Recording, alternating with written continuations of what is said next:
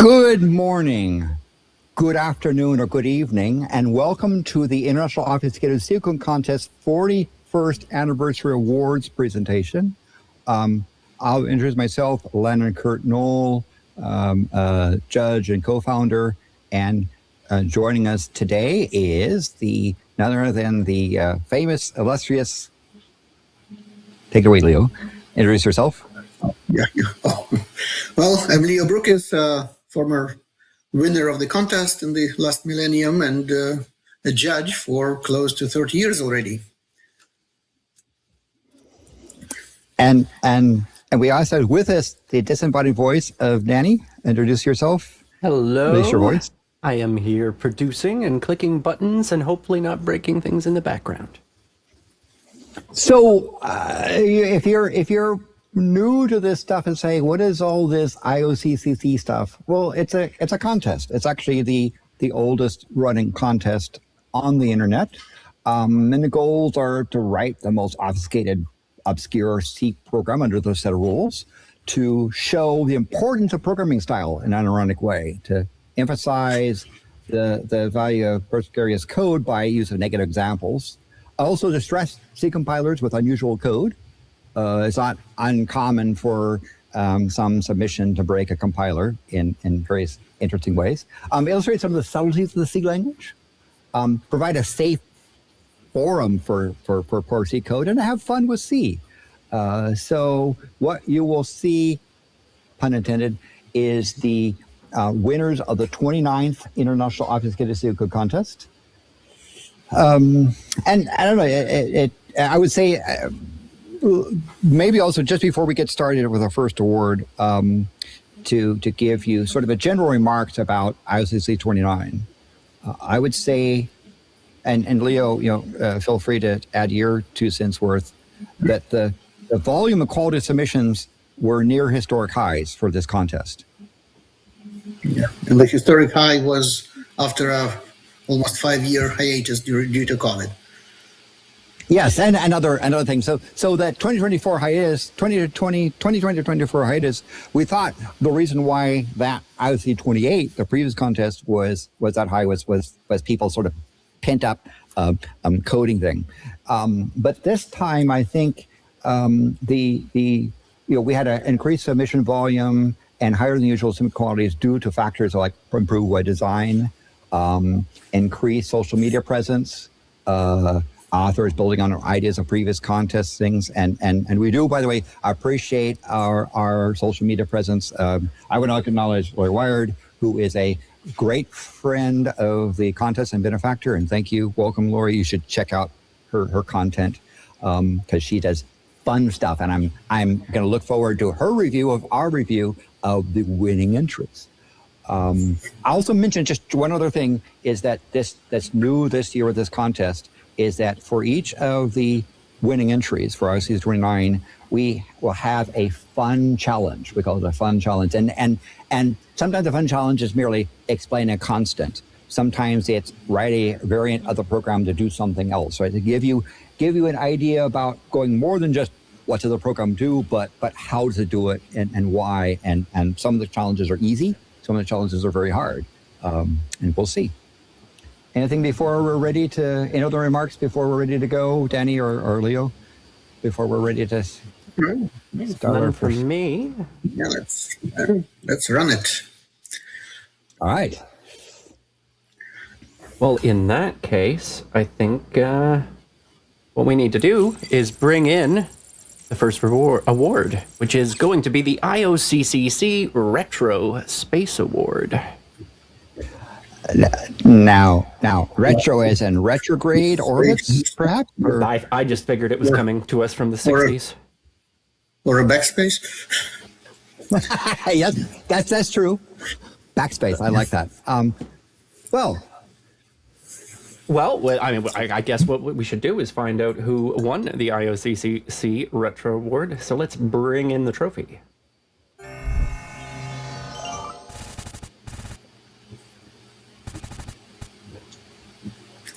And the IOCCC Retro Space Award goes to Chris Smoke from the United States. This is truly a fun. This is really a fun piece of code, and you'll see why it's retro. By the way, you're seeing the source code of Chris's masterpiece. The red stuff there is the editor showing trailing white space. There's reasons for that, but that's the program.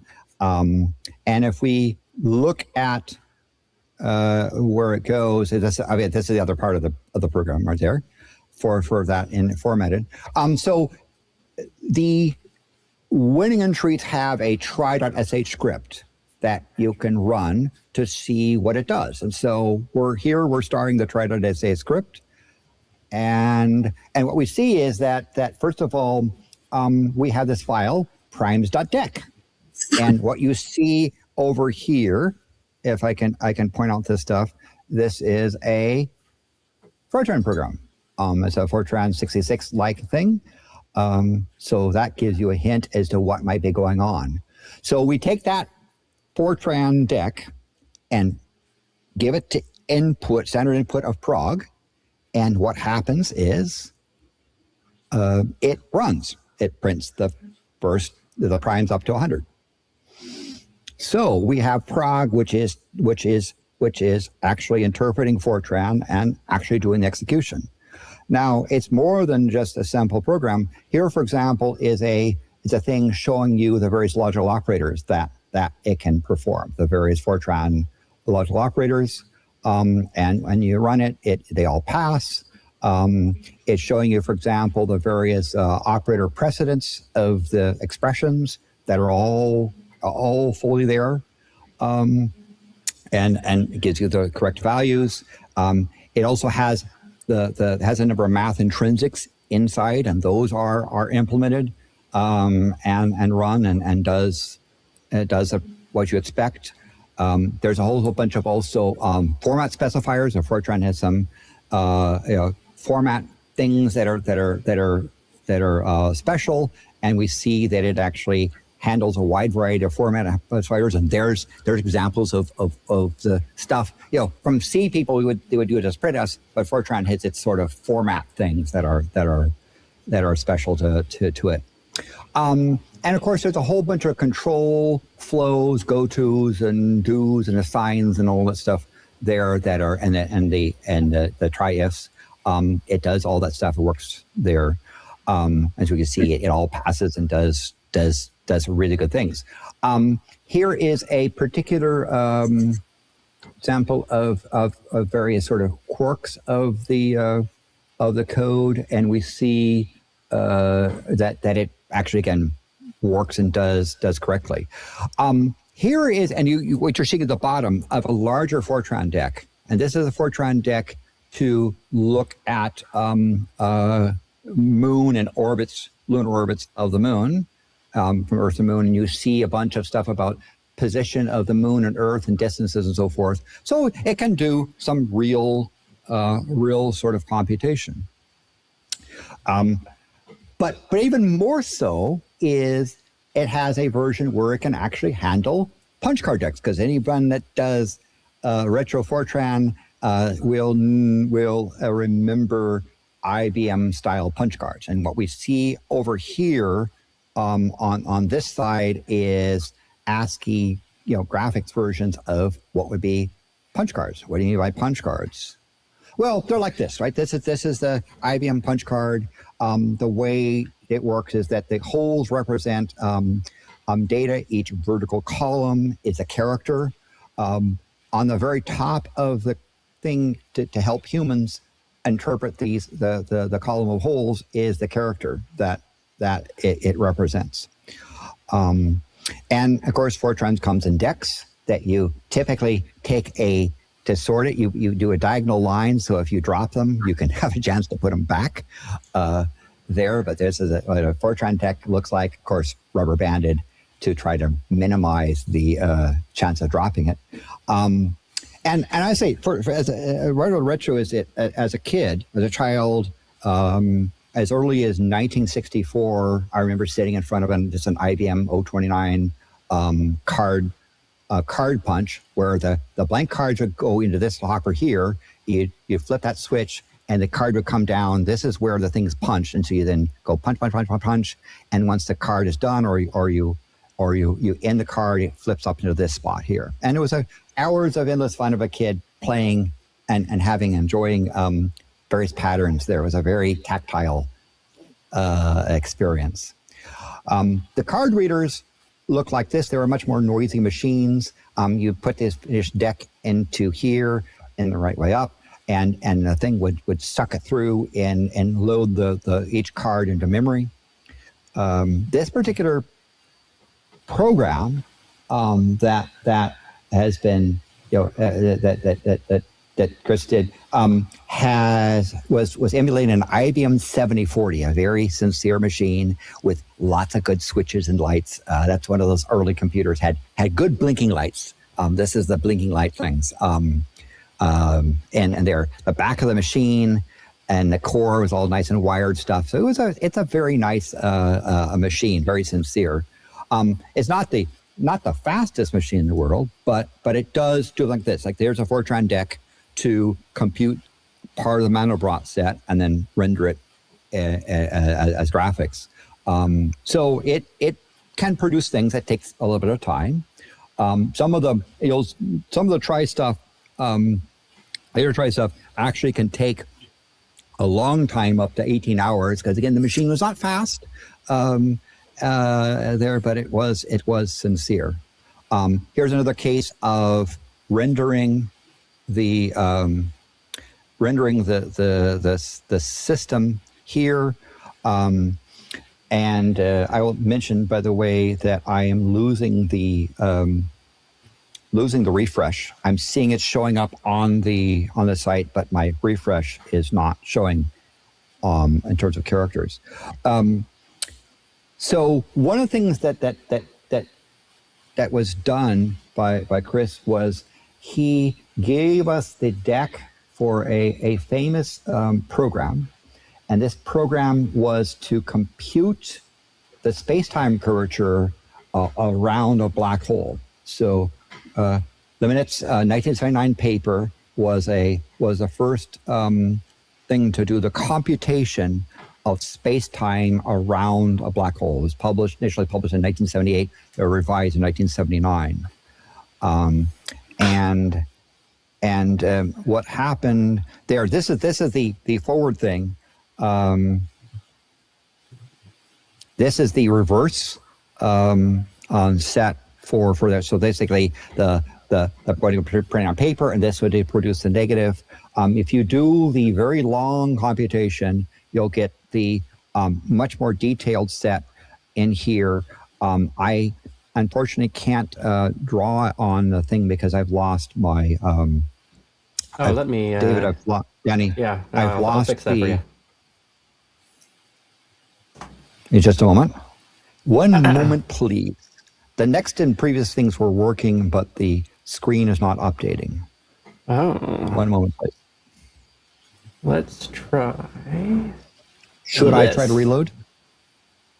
I just gave you a new link. There you go. You should have. Okay. You should have it. Let me do this thing. Okay. Okay. I'm bringing this up again for a new window here. The joys of remote production. Yes, I'm sure it's my fault. For here it is, comes into play, and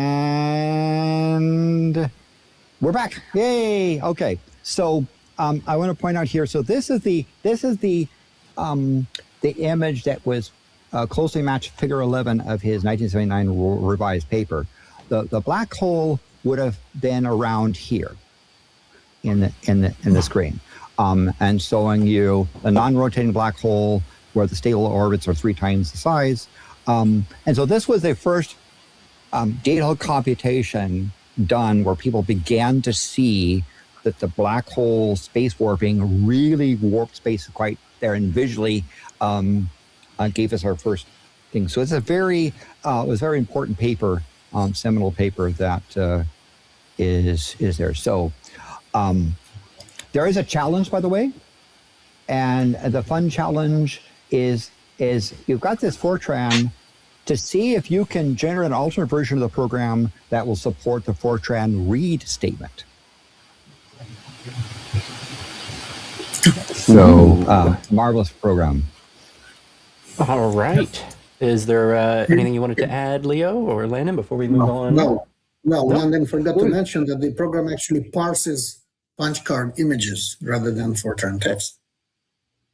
Yes. And there is so you can convert the Fortran text into punch card images and process those punch card entries. Thank you, Leo. Yes, and so it knows that. So it's fully Fortran punch card aware. So congratulations, Chris, for their first IOCCC winning entry. Perfect. Would we like to move on to the next award? Yes. All right. Who won that award? What is the next award? Well, let's see what we've got. We've got the IOCCC Who Won Award. So I wonder who won. Who won it? Yeah. Who won? Who's on first? I mean, or who's who's on second? I don't know who's on third. All right, let's bring in the trophy and see who won. Who's first award is that? Who's on here?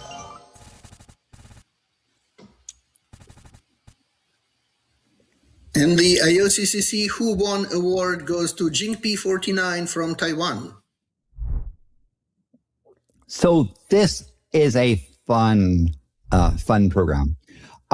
Here is the source code. You look at one of this TARDIS, the old Doctor Who please call box thing, which was a prominent feature within the Doctor Who franchise. It's a telephone free for public use, pull to open piece of code.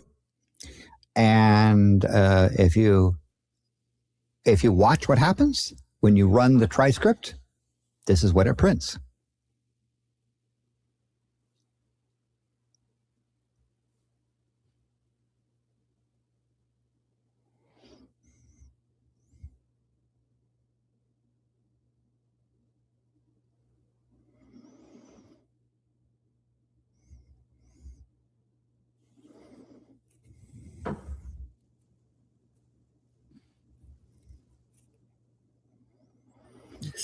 Okay. I'll advance to the next page. Go ahead. I was saying that depending on the screen resolution, it displays with the appropriate scaling. Yes, it does scale to the size there. You probably want to make your window characters, rows and columns big enough to see some of the detail. But if you look, here's the code. Are you sure that it wasn't doctored? Formatted. Yes. So here's the formatted version of the code, right? You saw the original one. I'll point out that we've got this, array of some constants there that are important. And of course, there's a main function with some defines up there, and such. There is a fun challenge, and that you saw it ended with this was a 1963 Doctor Who sequence in ASCII, and it prints Doctor Who towards the end. Your challenge is to produce an alternate version of the program that prints IOCCC 2025. So see if you can produce a version of this program that instead prints IOCCC 25, obviously in block letters preceding. Any other comments? Yeah. And in this program, by the way, you say program with height to give it the size. And we recommend at least 120 characters in height and 30 characters, or 20 characters in at least 120 by 30 to give you a nice, clear animation. But it really is a nice entry. And congratulations to Jingpi49 for their first winning entry. All right. Well, with that said, let's find out who is next. Yeah.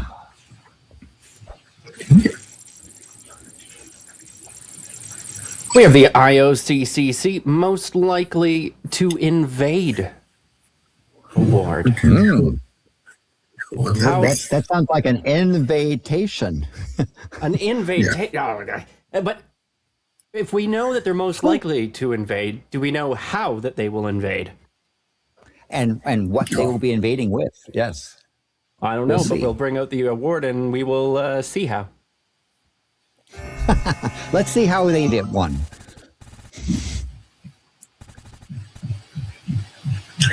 And the IOCCC most likely to invade award goes to Anthony C. Howe from Canada. And congratulations. This is a fun piece of code. We see here, we look at the code, we got this nice little Space Invader critter. It does have a couple, I'll point out a couple of fun things here. We see that we have some various characters up here. That's this interesting comment saying, through dark sunken eyes, I see another pale sunrise. So you get hints of what's going on here from a now what we'll see here is it is a game, but we've invited past Landon to play the game, and this is his first time that past Landon was actually exposed to the game, so we'll see how he does. Well, thank you, Landon, for the future. Let me show you how this game is played. We're using the try.sh script. We'll give it a try here. And we see that we've got the tab key, which cycles through to aim, and entry is fire. So let's actually, there, oh, there's a 6. So I got to move this to 6 and fire. Oh, there's a 2 there. Oh, there's one of those bug things.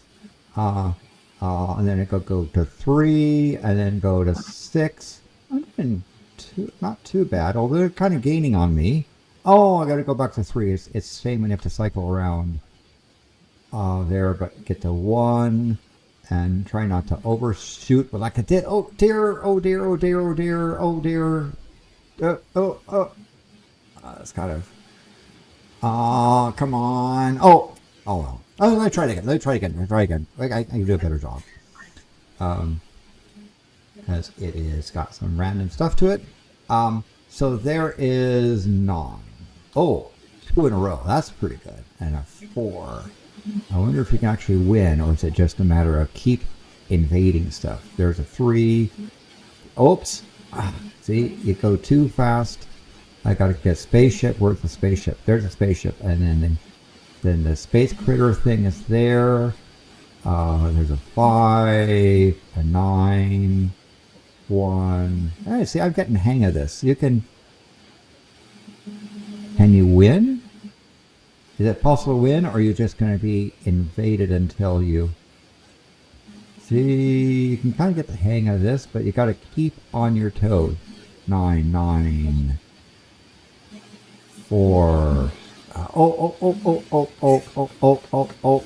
I see you get too much, and now you got to do a different bug. Oh, well, I did a better job. We'll learn in the future. Question from you is, how does this program work?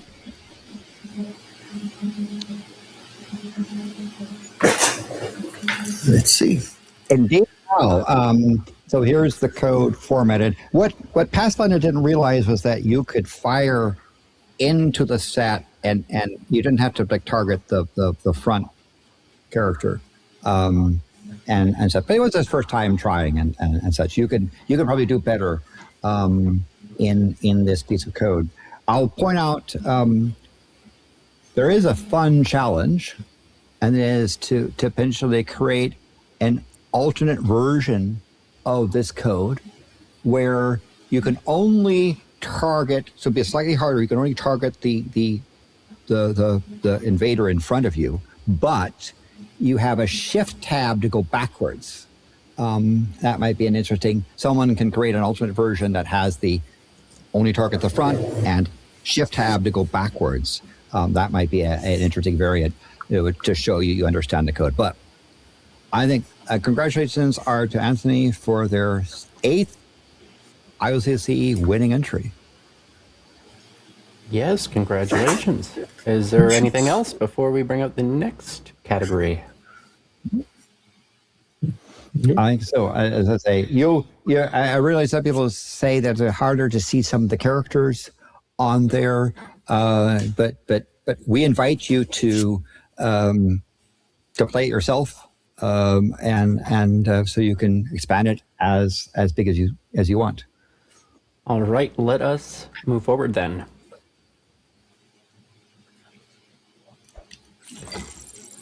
Next up, we have the IOCCC Best Use of Unicode. Well, as if there is any other use of Unicode. More fun than unicycles. Yes. Well, who's best in use of any Unicode, I wonder? Well, let's find out. Let's see. Bring out the trophy.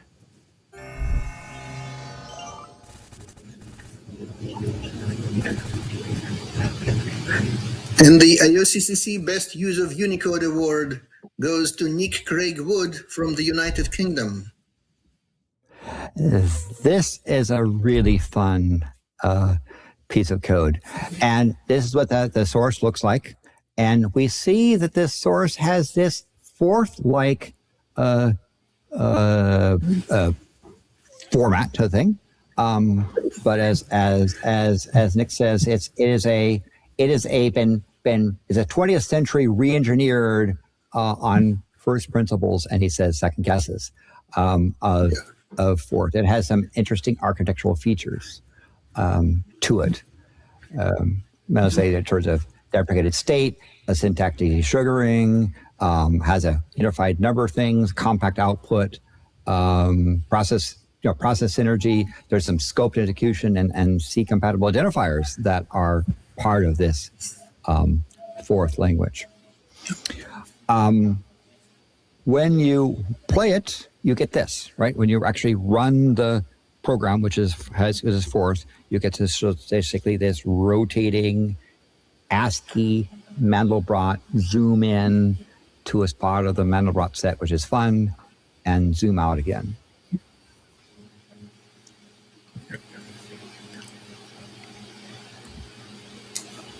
Now there is a fun challenge, and that is for every Mandelbrot set, there's a Julia set. So the challenge is to produce an alternate version of this program that will generate a Julia set for you. So this is what the thing looks like formatted, and you can tell in here there's all kinds of Unicode characters involved that are important in translating what looks like Forth into executable C that does that thing. Lots of Unicode characters inside there, so that when you display it, it will look like ASCII. You get Forth, but underneath, because of Unicode, it is actually C.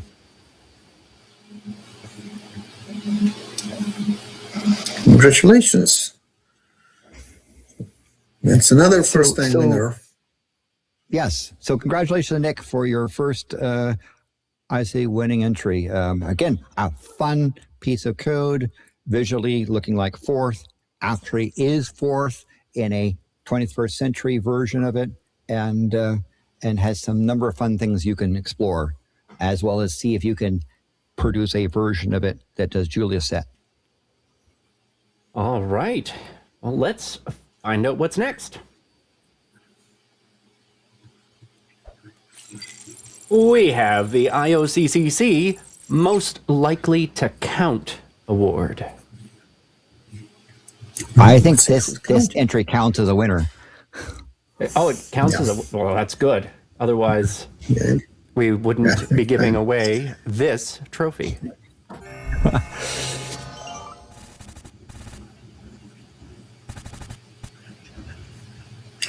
And the IOCCC Most Likely to Count Award goes to Ilya Kurdyukov from Russia. So here's the source code, and you get a little bit of hint. there's a plus minus, a multiplication symbol, and a division symbol. It's sort of this code is obviously self-documented because you can see it's got these four operators as are key to this piece of code. And when you try the try.sh script, you give it arguments, and the first set of arguments before the 0 are values you can work with. The 0 is the marker, and the last are values you're going to compute. So what this is going to do is produce arithmetic expressions using addition, subtraction, multiplication, and division, and parentheses to say, how do you take these values here and produce values here, where the string you produce is tended to be the shortest expression, including spaces, to produce that value, if that's at all possible to produce that value. Here's another case where we have the digits 1 through 9 and these 4-digit values, and you see these are the it uses from the first set of digits before the 0 to do arithmetic expressions and to give you the search for the shortest solution of it that is possible, assuming it's possible at all. Now, there are things where it is not necessary. Sometimes it's because of the search is not necessarily the absolute smallest, but it does a pretty good job in that set. The interval it uses is between 1 and 2, up to but not including 2 to the 15th. So a potential fun challenge is to produce an alternate version of the program that can handle 30-bit signed or 64-bit signed, right? To extend the size thing beyond a certain set. It takes about a couple of seconds for it to do the thing. You saw it fast, so it'll probably take longer for those extended range. But it is a fun piece of code to solving these number puzzles. Very, very good. Any other comments to add? Well, I wonder if it's shortest program that can do that in the number of characters. That's an interesting. It is very short, and it does a really good job towards the end. I mean, you might try to find because towards the end of the range, some of the search stuff is limited, so it doesn't absolute there. You might try to find an expression where it's not quite the shortest in string length, or expand it, as you said. But congratulations, Ilya, for their 9th IOCCC winning entry. Perfect. All right. Well, let's find out what's next.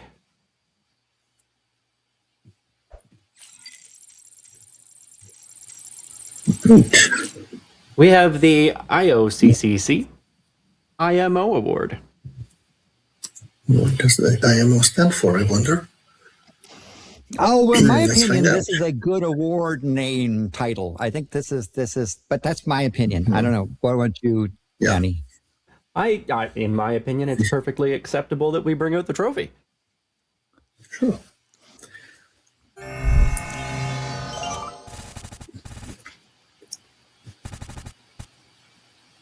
And the IOCCC IMO award goes to a U from China. Very good. This is a really fun program. You're presented with this piece of code that is not quite clear as to what's going on, but I'll give you a hint. And the hint is in what IMO stands for. It stands for International Math Olympiad. So in 2024, this is a thing where people are given mathematical problems to solve in a short amount of time. And the 5th problem for the International Mathematical Olympiad for 2024 was to determine the minimum number of moves necessary to solve a puzzle all the time. You had to prove what the minimum number was. And you say, well, what's the puzzle? Well, Well, thank you, Future Lennon. it looks like this. Well, we'll have past Lennon we were going to try explain it to you. Run the try.sh script that's applied. And when you run that thing, it'll give you information about how to move around, the H, J, K, L, or VI keys, and the Q to quit. We'll run the program through SOCKS so you can hear the nice beats that it can make. If you don't have SOCKS, or you don't have another way to play sound, it can play silently as well. So we start off with this particular grid. And what you see, the equal signs on the top are the home or safe row, and the equal signs at the bottom are your goal. Now, in this particular puzzle, there is one bomb, a little O, per row, and one bomb per column. And if you just say, hey, we'll just head down and hope for the best, you'll run into something. Usually, right? Well, you're guaranteed to run into something because there's one per column. So you'd say, well, okay, we'll try a different column. Try down here, and oops, well, we missed that one. And if we head down here, we're going to run into something. So there's a better strategy. In fact, the Olympiad question asked, what is the minimum number of moves for a strategy that guarantees that you will win? And let's demonstrate that. So we're going to try the thing again. And remember, this is a safe row, so we can move back and forth here safely. And what we're going to do is we're going to begin to probe this second row from the inside. There's not the edges, but the inside. We're going to basically go down one per try. This counts as one try, by the way, this probing. Until we find a bomb. Given this situation, we know that now the rest of that row is safe, and that column below that bomb is safe. So we're going to try to go on the other side and go around here. And oops, we ran into something. But that's okay, because now we know that row and that column are safe, so we can just work our way around it. Dodge the thing,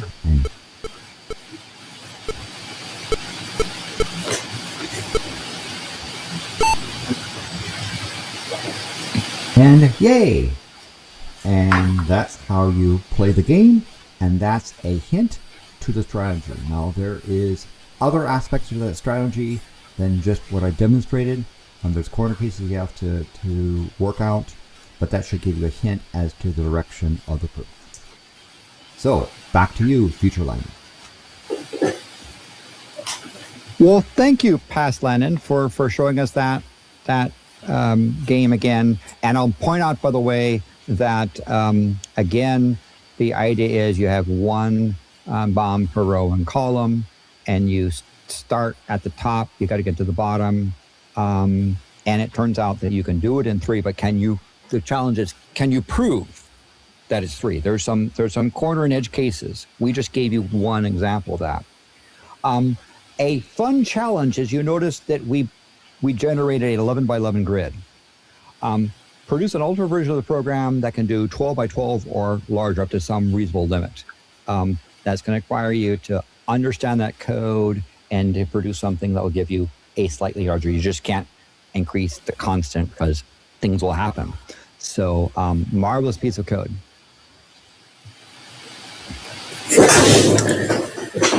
Congratulations to you. Yes, congratulations for your first IOCCC winning entry. A very well done, fun challenge, and a fun illustration of this Math Olympiad thing. So let's convert the Math Olympiad to IOCCC more. Let us see more. All right, what's next? Oh, let's continue. We have the IOCCC in a booth award. Well, this award is not a bug; it's a feature that this is even though it might not be pronounceable. It's a mouthful, that's for sure. Yeah. All right, well, let's find out Who has the feature? who's got this award. Yeah. Bring out the trophy.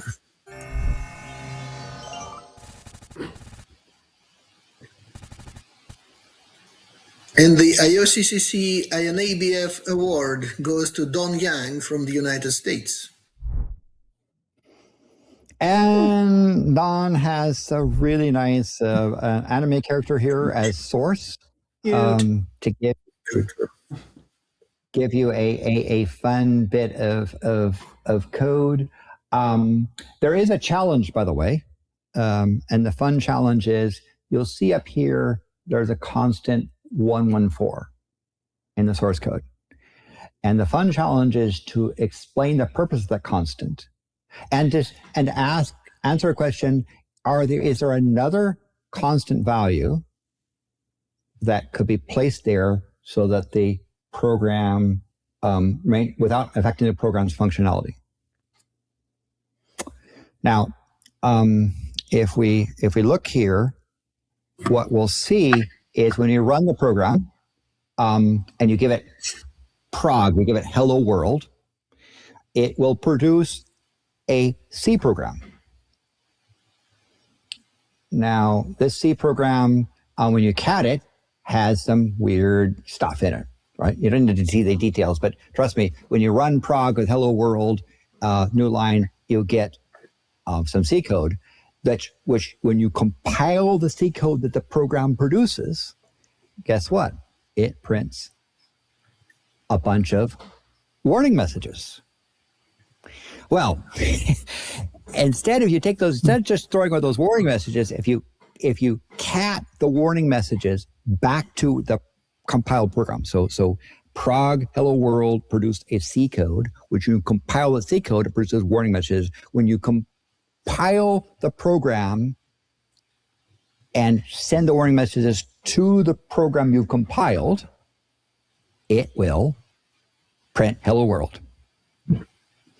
Let's try this again. Here's a case where you have two strings, and so the prog has got two strings here, going to produce output 2.c. So you've got a C program, and if you look at that C program, it's a bunch of weird stuff which you compile, get thrown into warning messages, but you don't throw away those warning messages. You instead compile it and send the warning messages into itself with Clang, and it will produce a string. By the way, it does it with Clang and GCC. Here's warning messages, and there's a set there. By the way, you can also, so not only does the program with an argument produce C code, which when you compile generates warnings, and you send the warnings into itself and produces the string or some string, you can also use Ruby on the produced program or Perl on the produced program, and it does some interesting, it also prints some stuff. So that resulting program will produce itself either by using the C compiler warnings, Clang or GCC, or you can also use Ruby and Perl to do the same thing. It is a marvelous thing where these things are not bugs, they're features. In fact, they're very important features. Here is I'll mention there, Don Yang gave us this nice video, and the video this is sped up right fast, but you can watch, there will be a link in the entry that will produce you a web page where you can choose to watch either in real time or sped up Don actually coding the program. You can see the fact that what Don did was to write comments as he's debugging, developing the piece of code. And at some point when the code is actually functioning, and it'll come here in a moment, he's got to do some more code stuff and test things. He begins to take that function code and begin to craft it into an image from the middle out. So you can see how he then takes the running program, gets rid of the comments, and produces this nice little anime. So you can watch Don actually in act of actually creating the piece of code. It's a fun little little reward for those that are watching it of how he does what he does. Congratulations. Yeah. And so go ahead. I'm sorry. I'm just saying that and the 11th winning entry is the highest so far we've seen.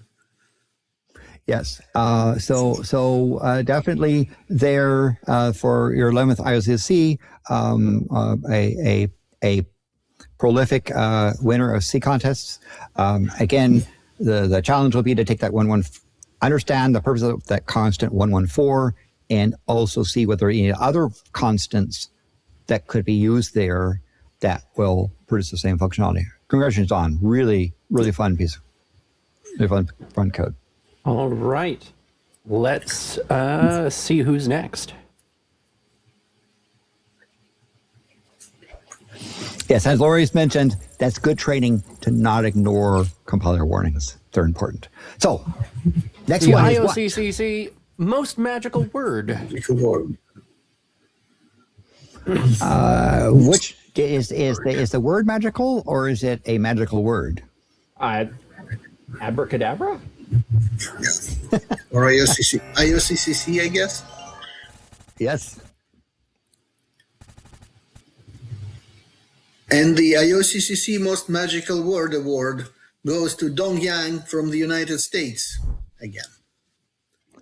Okay. Oops. So here we have another item here, and you'll see this code while we're watching the sped up video of the creation of this piece of code.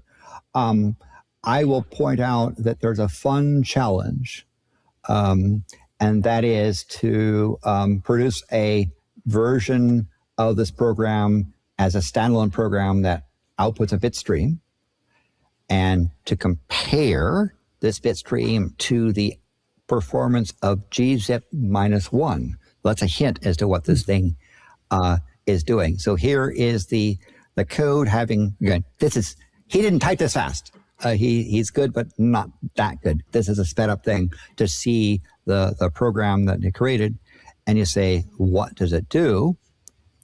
Well, here is a case where you run the program and produce output. Okay? And when you cat that output, you see it prints out all those words, I say Zoltrek, whatever that magical word is. And if you take that output and you feed it into and you compile it and run it, it produces hello world.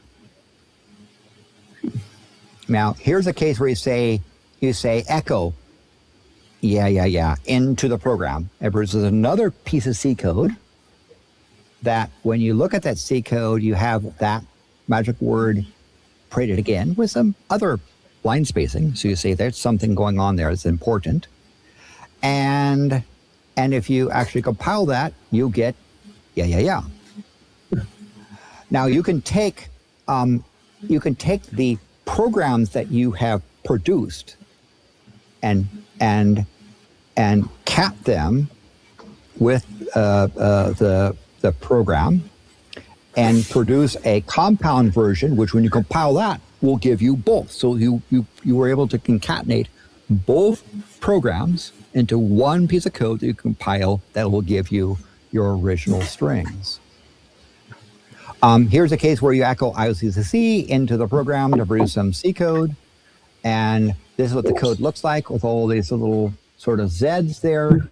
And when you take and compile that program, given its compile the program that produces that string of stuff with those Zs, you get your IOCC string back again. Now, there's a version of this where instead of that nice anime character has spam. So it's been reformatted to be spammy. Yeah. And with that code there, this code will go and produce some spam stuff. So here's a case where you say that alternate program that was in the form shape of spam, and you cat spam, you get spam, spam, spam, spam, spam, spam, spam, spam, spam, spam, spam, spam, spam. Yes. Yeah. With some blank lines, which, again, when you take that thing and compile it with those spams, it will give you your hello world. Yeah, we should have called the Read Between the Lines award. Sure, because those lines are important. This pattern is also quite important in compiling the code to get your yeah. And of course, you concatenate these compiled code together and to a C program, and then compile that C program, and it will also produce the compiled output. Saying IOCCC as well. So spam, but here instead of saying IOCCC, you get S's because you're spamming the output. So congratulations, Don, for their 12th winning entry and second of IOCCC29. Very good. Are there any fun challenges? I think there is a fun challenge, which is come up with a version of this program that is, because it obviously has a compression algorithm, and build this standalone program that outputs a bit stream, or compresses a bit stream, and compare that compression to gzip -1. Perfect. Well, that being said, let's move along to the next entry. Abracadabra. Yeah.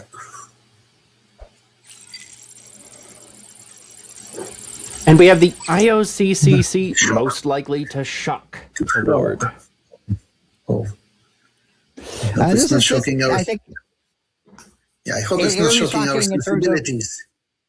Yes, but it is a shock to try to understand what this does. But who might be shocked into receiving this award, right? It might shock you as to who won. Oh, it didn't shock me when I saw the name, but here is the trophy.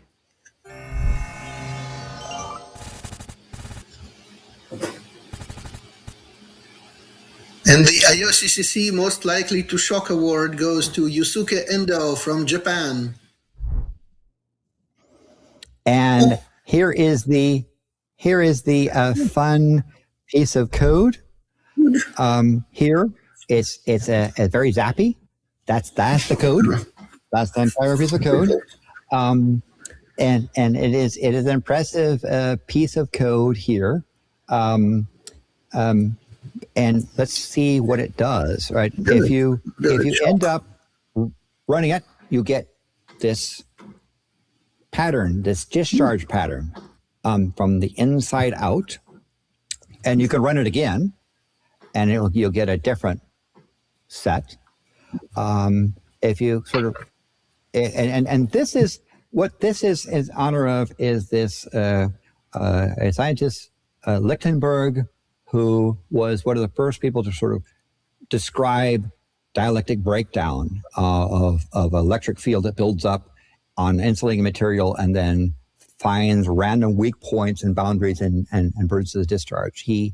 He was really applied physics to stuff, and one of the things in physics stuff he talks about, like lightning strikes, and why the patterns of those tendrils going up to a discharge point, why it's in that shape, and why is it seemingly random, but in fact has there's some physics involved in this stuff.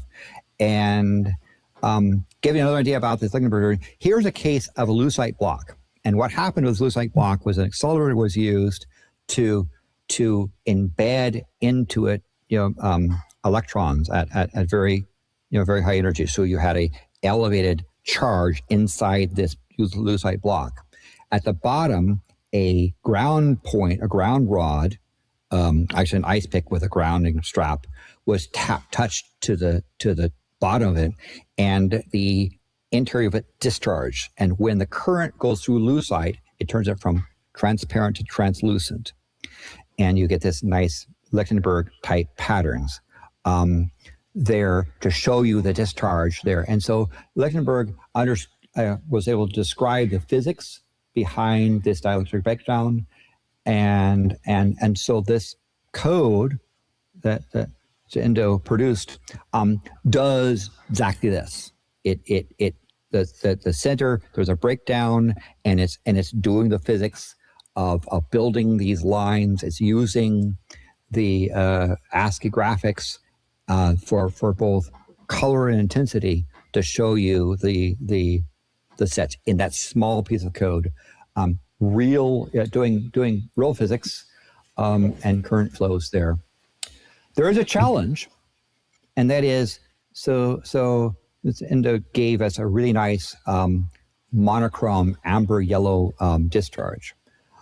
A challenge is to produce an alternate version of the source code that uses the ANSI 256 color code palette.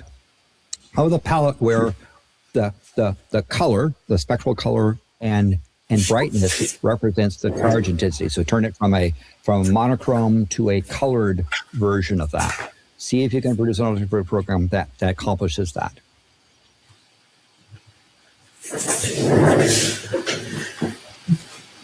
So I will say congratulations for their 21st IOCC winning entry. That's a world record, most number of IOCC wins in the contest history, and they continue with a really marvelous thing in IOCCC29.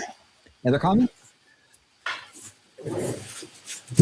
Any other comments from Leo? No, we are into physics and electricity, so let's see what goes next.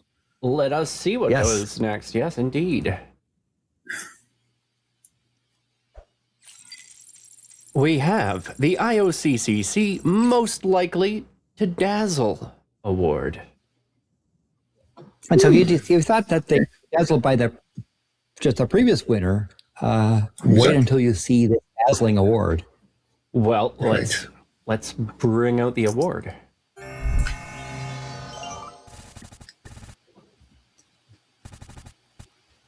And the IOCCC Most Likely to Dazzle Award goes to Yusuke Endo from Japan. And here is the code. Now, those that know what the code looks like, this is in the shape of a valve, as some people call it, or vacuum tube. And you'll see here, you've got the tube at the top where the vacuum was drawn off and glass was sealed off here. The bottom, you have the probes that would go into a socket to give you your set. So here is here again would be the electrical leads that go into your socket. This is the top, and inside is a vacuum with some stuff. Now you say, well, what kind of stuff is there? If you run the program with an argument CODE, this is what you get. So what you see is that that wherever the source had a C, it's highlighted, or an O or a D or an E, it's highlighted. And the intensity of the letters will control the color glow around them. Say, okay, so it's a lot. Well, here's a case we say, instead of CODE, we say IOCCC, and we see the I's and the O's and the C's being highlighted. You see, that's fine, but tell me more. Well, here is a program where we alternate show you what 1, 2, 3, 4, 5, 6, 7, 8, 9, 0 looks like. What you saw was really the in the form of a Nixie tube. What a Nixie tube would like. That source was in the form of a Nixie tube, and you see what happens when you charge the 1, 2, 3, 4, 5, 6, 7, 8, or 9 or 0 set. The old notion was that you could display digits in a vacuum tube, and some of the early retro stuff there did this. Here's an example of a Nixie tube clock where you can combine his code. You can have the columns or the digits, and there's a clock.sh where it can run, and you get a nice 24-hour display that will keep track of clocks. and again, the program is taking its code, giving it an argument, and displaying the actual glowing stuff. It is a really really fun piece of code, and it's quite dazzling. Yeah, and just search for an IOCCC tube clock to see how it looks in real life. I will say there's a fun challenge, and you just saw was the primary thing was for the digits 0 through 9. But if you took and made an alternate version of the program, can you do something that will show the ASCII uppercase letters? Can you make it alphanumeric? Now, obviously, you would need to embiggen the code because it would be too cramped to have IOCCC set. But can you produce a larger version of that valve, that IOCCC tube, that could let you show alphanumerics? Bonus points if it still looks like a IOCCC tube. Yes. But it would certainly be, you need to get bigger because there's not enough, but think about the IOCCC tube, there wasn't enough stuff to have letters there that would be, it would be too crowded. But you don't have to do that. You could produce a perfectly cromulent version of the embiggen and tube size to do ASCII stuff. That's a challenge for you to try.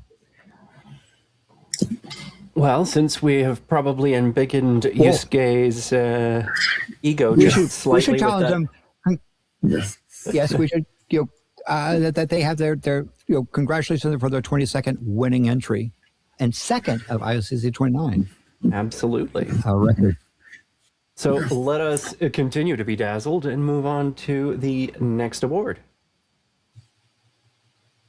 The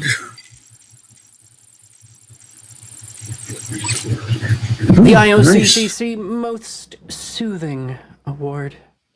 Well, after being shocked and dazzled, that's what we need. Yes.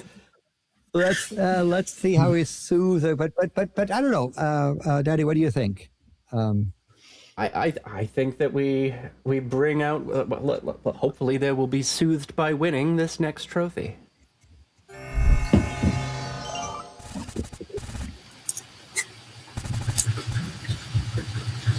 And the IOCCC Most Soothing Award goes to Tom P&G from Japan. So it is quite a soothing source code. You got this nice friendly letters relax. You're already beginning to relax, and you got this nice curvy things and no sharp edges. There is some interesting. Definitely no C sharp. Yeah. For sure. Oh yes. I will point out, by the way, as part of the fun challenge, you'll find throughout this code a 0.5. There'll be various 0.5s you'll find here. That's a 1.5, but here's a 0.5 over here, so forth. You'll find various 0 or 0.5 constants. And your challenge is to explain the purpose of those 0.5s. And then if you change the 0.5, like here's another one over here, so forth, if you change that 0.5 to a different value, what does it do to the sound? This is going to be, what do you mean by sound? Well, let's see what it does with the 0.5. Let's hear. Here's the source code, by the way, and I'll point out that there's not much in the way of constants out there. There's this one function here. We have this G function here, and the rest is this main. There's some macros, but not much. There's a couple of constants out here, some constants here, but otherwise, it's a fairly mysterious as to what it does. And what does it do? Well, but here's the bottom half of the main program. So you had the top half with the G function and beginning of main, and bottom half with this various logic and things, but you see intrigue functions. But what does it do? Well, when you run it, this is what it does.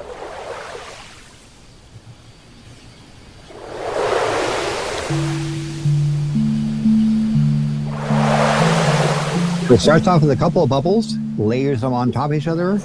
Again and again, we give you more of an ocean type thing. And then you have this soothing music that comes into on top of it.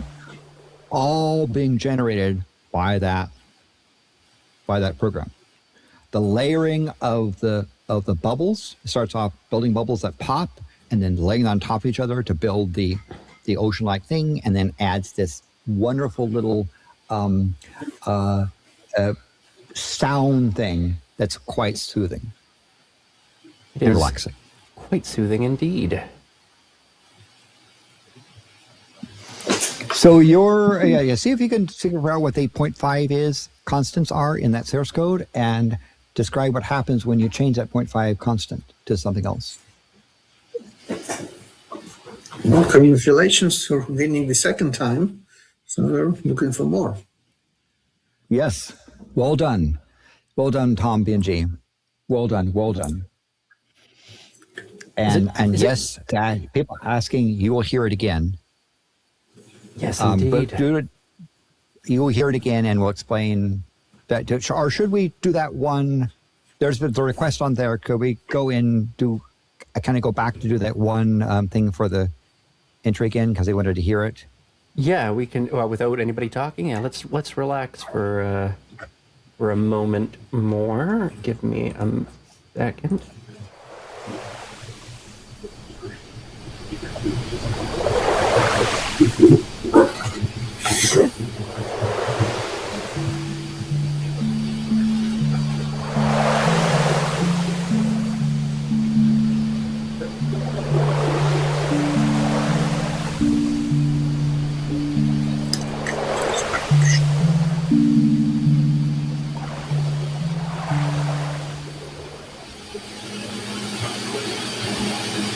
And I believe it can produce relaxation at arbitrary lengths.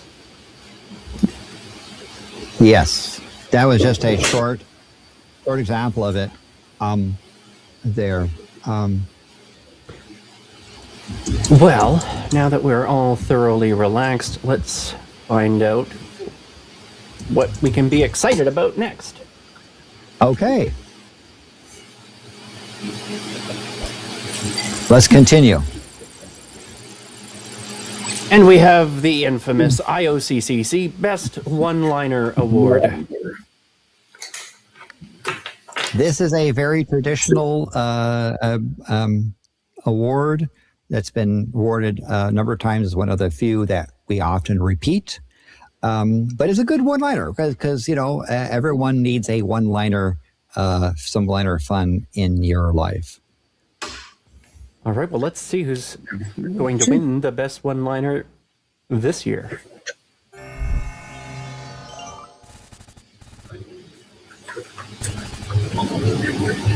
And the IOCCC Best One-Liner Award goes to Folkers Dil Grabsch from Denmark. Yes, and here is the one line. So your challenge is to ask, what does the following single line of C code do? Now, that might be a little bit hard for some people to see. And here's a little bit bigger version of it. Obviously, it's wrapped into 3 lines. But as I say, we are due to take a break. Yeah. Good. So I think we'll take a little intermission, just briefly. And during the intermission, please feel free to type in the chat what you think this one line of code might do. We'll be back in about 8 minutes or so. And we'll leave you. Yeah. Yes. Go ahead. We'll leave you with Cecil C. Cat and a bit of music and see how many C's you can find near the sea.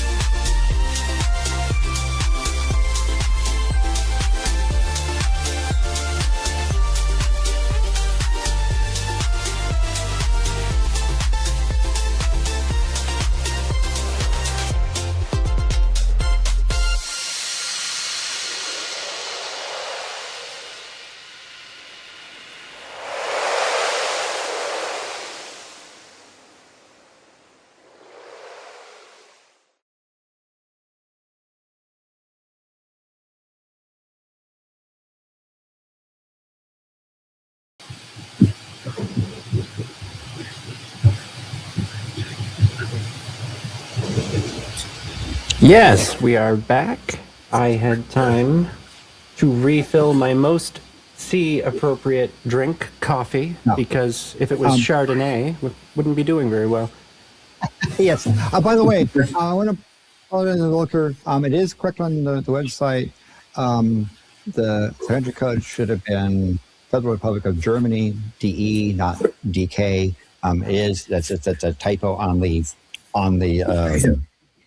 the trophy. But when we rebroadcast this, break it into segments, we'll be sure and fix the DK to DE. That's our fault. We apologize. There is a difference between DK and DE. They're both nice places, but they're also very different. And the website is correct. Yeah. Yeah. Yeah, my apologies. I will try to get that updated for you in the next coming days. And what was it? Did we announce the country wrong, or is it just the abbreviation? No, the DE is Deutschland, which is Germany, and Denmark will be DK. Yes. See, I overlooked that. So, And that is my bad. I'd say it's also my bad as well, because we looked at these things and stuff. So, but it is correct on the website. So when it gets posted, you'll have the thing. So Leo, you had a thing which is one of the fun challenges about this code. So if somebody would dare to convert this number 9,018,655 to hex, that could be a hint. But what is that constant? Basically, the question A is asking is, what is the purpose of that constant? What does it do? And you want to be there, but this code, there's a one line. Again, this is a brilliant one-liner. You get, and some people in the chat did get some pretty good set there. So there, we got some people that were really close to understanding what this does. Obviously, you get a little bit as if this thing gives you a little bit of notion that hint that it's a decompressor, because it actually is self-documenting in a way. If we take and format the piece of code, right? And so let me show you what the thing looks like formatted.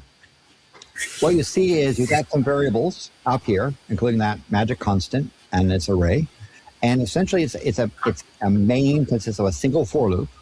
There's no initiator for the for, but this is the basically the test, and this is the iterator out here to perform this thing, right? And this particular code, so that's what it looks like. Now, again, we are going to not give you everything about these entries. We don't have time. That's part of your job. I suspect also that folks like Roy Wired that do marvelous reverse engineering will have fun with some of these things. But your courage to go further and to explain what this does, and especially that challenge of what does it explain that constant. That constant is very important. But let's see what it does, right?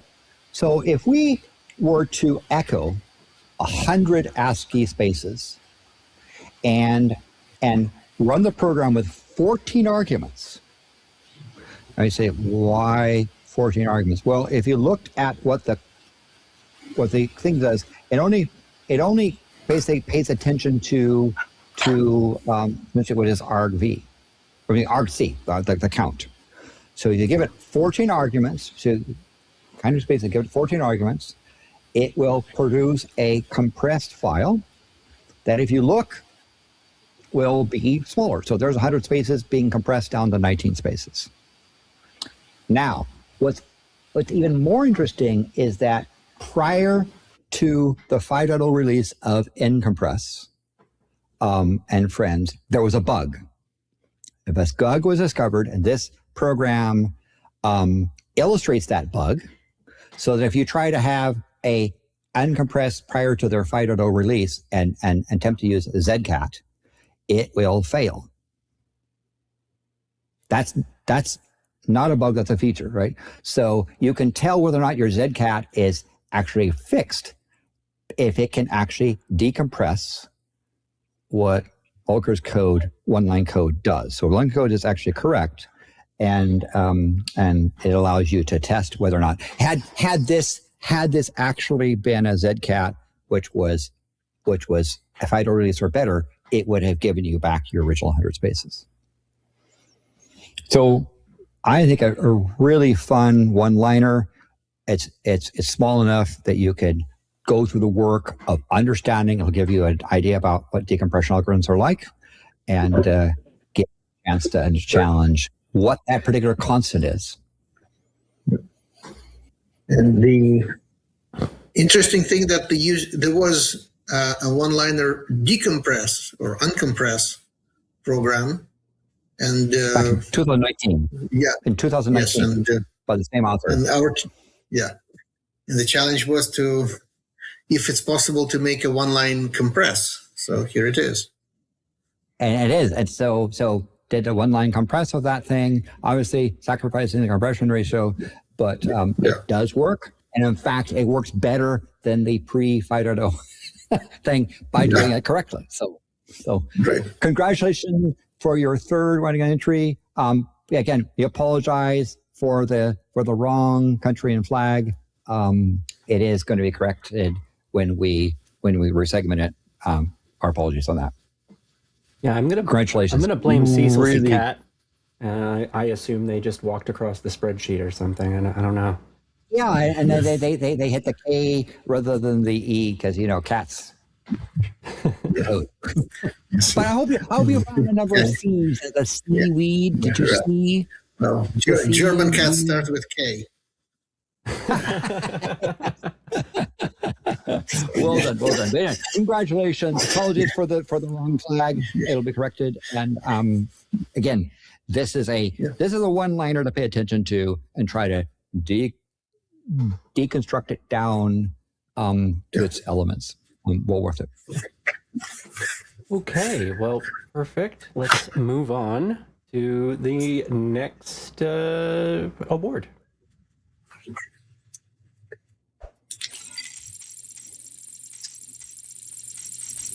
We have the IOCCC Opposite Award. Now for something completely opposite. Yes. We're Now actually something taking well this done. trophy back. No, it's opposite as in the award is opposite, or is it opposite in the previous award? There, well, let's see. Let's see. Well, let's bring out the trophy.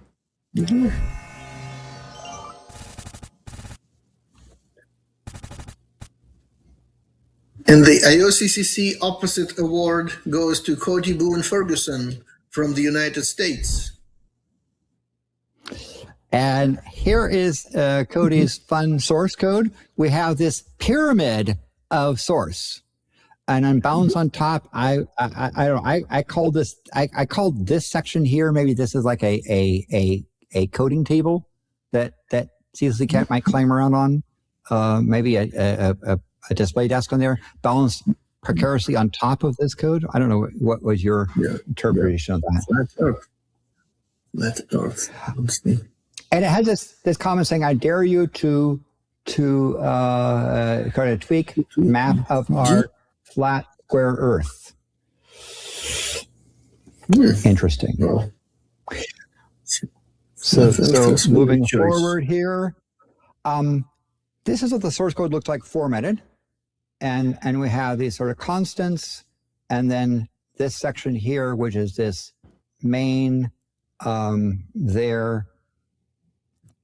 That moves down, and then we have this other M function. There's and the main. And here's another M function out there that has some interesting aspects to it. I would invite you to look into this code. Has various things about Hollow Earth and other interesting bits. And if we go and look what it does, so here is the program, and you give it two arguments. A latitude and longitude. You give it a ppm image, and it'll produce a ppm image. When you run it, what you're given is the latitude and longitude of the opposite, the antipole of your initial coordinate.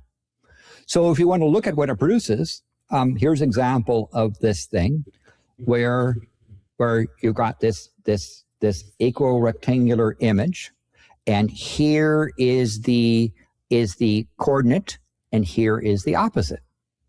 So it not only places on the map and then gives you the little gradle like thingy there. One's above, one's below, or the pin, however you want to call it.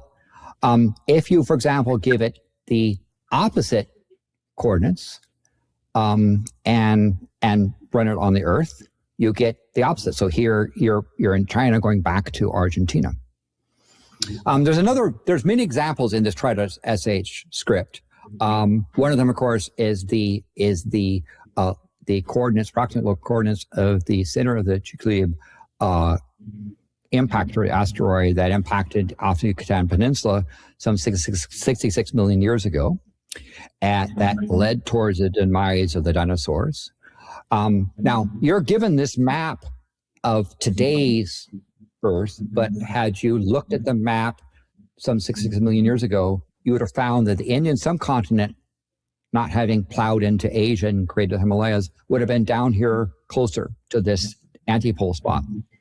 There's a hypothesis that said that one of the effects of the impact of the asteroid strike was to splash lots of material up into the air, creating this sort of winter that lasted for several years, blocking out the sunlight. The other thing was that those shockwaves went around the world and converged on the antipole site. So basically, the shockwaves traveled there. We know that, for example, in this area here, the up in New England, the shockwaves from that impactor the ground was oscillating, a meter up and down from essentially the bang of that. Those shockwaves went around the world, converged on the other side, and the result was a eruption of significant thing on the other side where the things converged.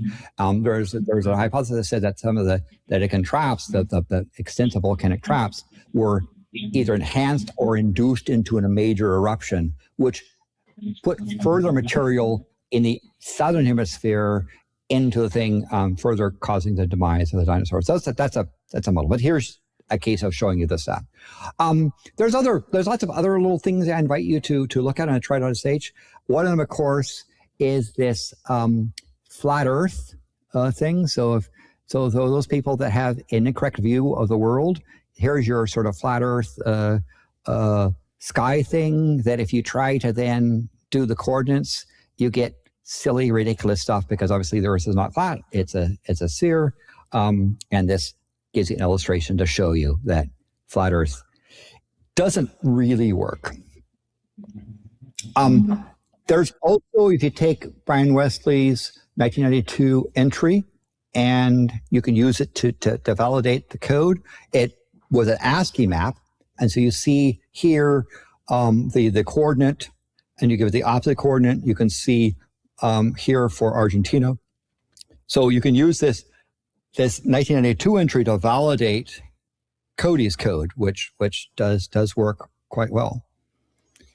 Now, there's a challenge. And the fun challenge is this.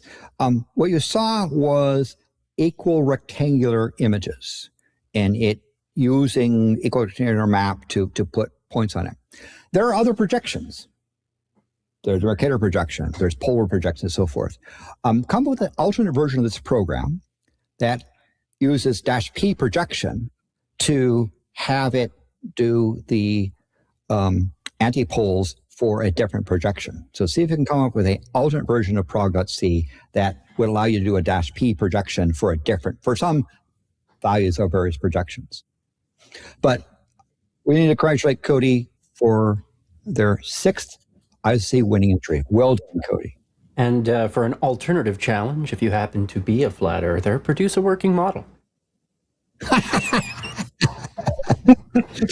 Yes. Okay. Well done. Let's see what more C we can see. All right. See? Well, next up, we have the IOCCC Most Obfuscated Options Award. I don't think we're talking about stock options here, though. Oh, that would be like, I don't know, the current president's stock options, I assume. I don't know. But let's see. Let's see. Avoid that sea of stuff and then focus on C to see who won. Indeed.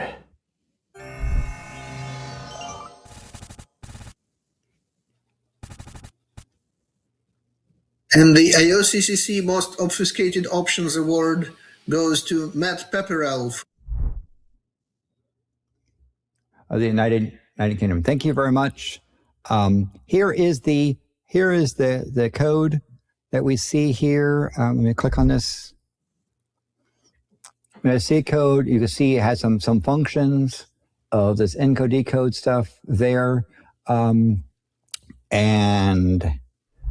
if we look there, we go to next. What I will highlight saying there's a hint here. It said there's a base 64 character set, and you see a whole bunch of 64s throughout the code, and you sort of also see the reference to Mendelian, the 64th element. So it's obviously very 64 centric. And what does it do? Well, if we take some random 4K blob and say prog encode, we get the base 64 burr encoding, including with the little bit on the side. Now, if we say prog decode and give it that output, we get the original input, right? They're identical, right? Here's a case where if we take a secret text and say decode, it will say a not so secret message. So this particular code has some very interesting, fun stuff. There's some Cyrillic characters in there that look like ASCII stuff. You have to be careful about what's a character. You got an RTFS. There is a interesting thing I'll point out, and that is you saw the use of encode and decode. Well, I could have said instead prog 3052. It would have encoded. I could say prog 2503. It would have decoded. I could have said prog in the arguments, would you please decode this? Or I could say prog bleeping decode this, and it would decode it. So you could also say prog -- decode, or you could say, would you? There are, and it's not just the encode decode word, these numbers also occur. So your challenge is to determine how the argument of prog determines whether it's encoding or decoding. Again, how does the argument, which could be a number, could be several arguments, single argument, how does it determine whether or not there's other fun things for that, but that's your challenge, is to understand the obfuscation of its options. All right. So that is our fun challenge. And congratulations, Matt, for your first winning entry. Congratulations, Matt. Yes, we will move forward now to the next one. Continuing. And we have the IOCCC Compound Prize. So we're compounding the obfuscation? Or we're hiding underground somewhere. Or we're compounding prices. Yeah. Hopefully this is not an island compound. This is a nice compound. Where you compound your interest. You're compounding your interest. Well, I'm interested. I'm interested to see what the next trophy is. Let's bring it out. In more senses than one. Yes. All right.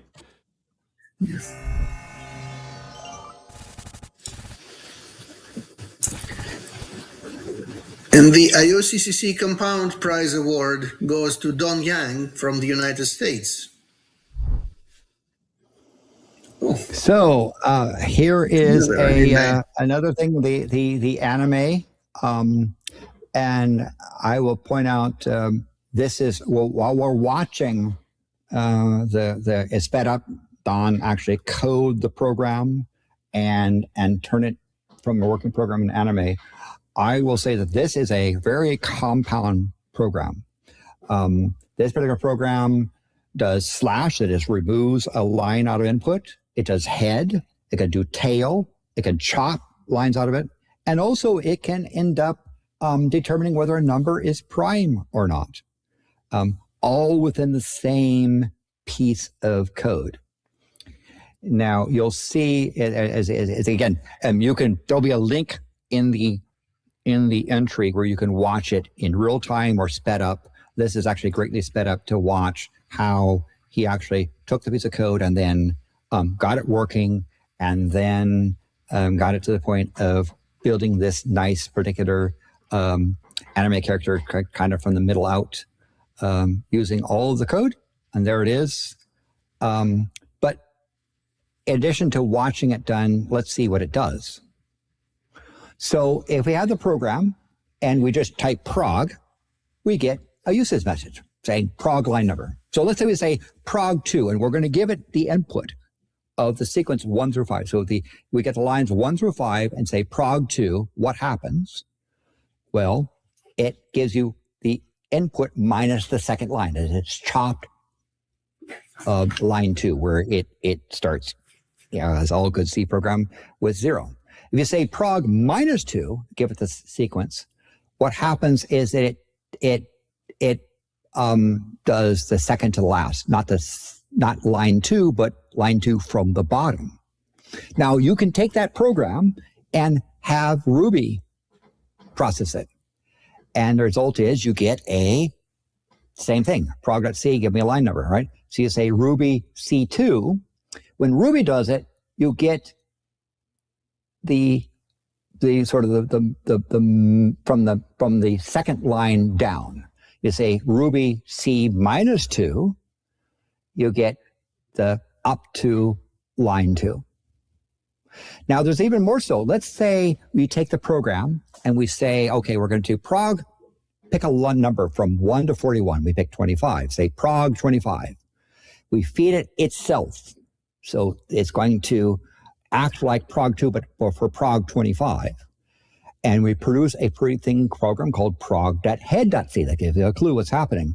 And if you look at the difference between prog and prog.head, you find that what's happened is it's chopped out. We picked 25. We could have picked any number from 1 to 41, but this one, we chopped out 25, and the resulting prog.head.c, lacking one of those lines, when you compile it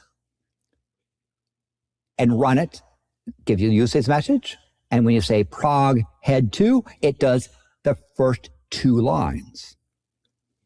And now if you give an integer between 42 and 62, and say, like in case I did prog 55, so you get from 42 to 62, you're going to chop that line out, produce prog.tail.c, and if you do a difference between the program or not, you'll see that what's happened is indeed we've chopped the 42nd line out, and when you compile that program and run, you get prog.tail.c, which by itself will give you our argument message, and when you say prog 2, we'll give you the bottom 2. Now, you can take the prog.head with minus 40 on prog and do prog.tail the minus 12 to get prog.generate.c. And what does prog.generate.c do? Well, you take that C program and you compile it, and you give it, and you have it output a program. It'll be prog.classify.c.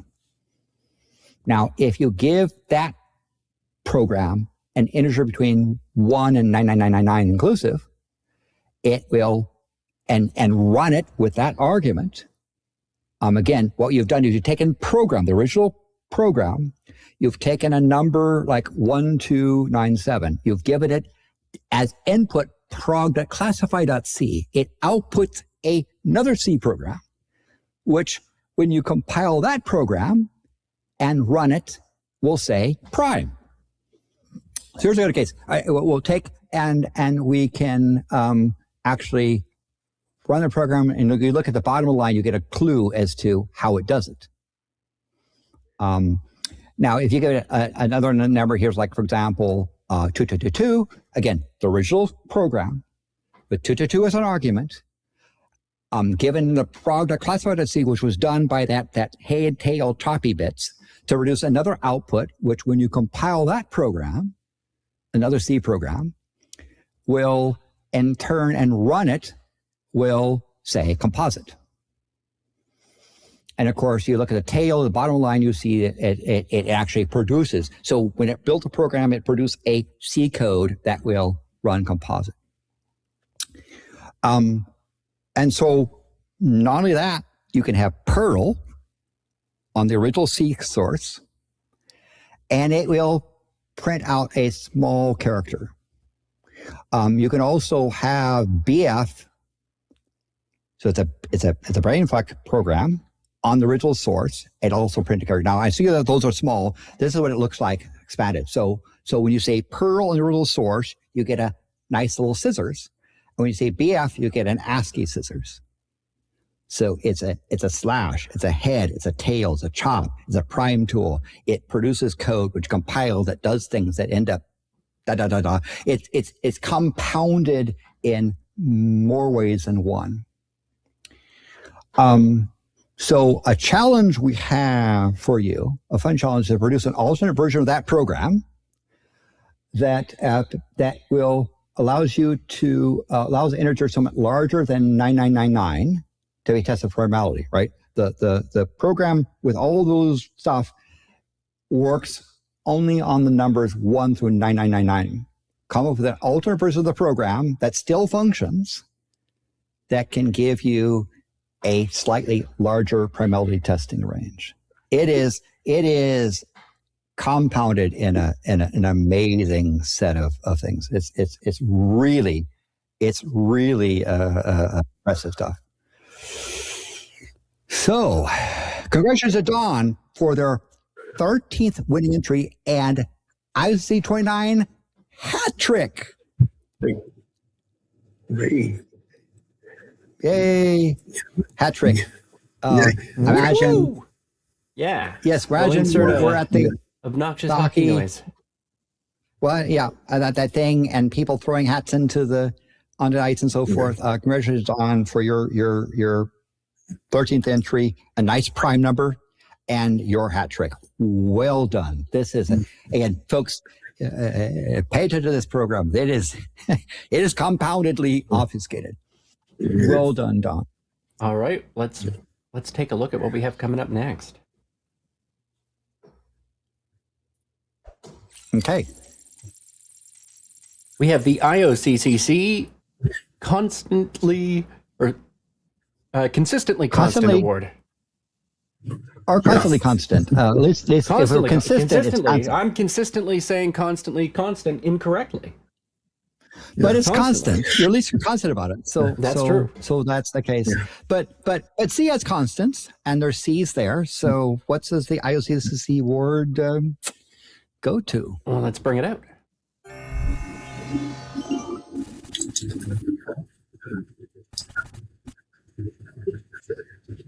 And the IOCCC consistently constant award goes to Gil Dodon from Israel.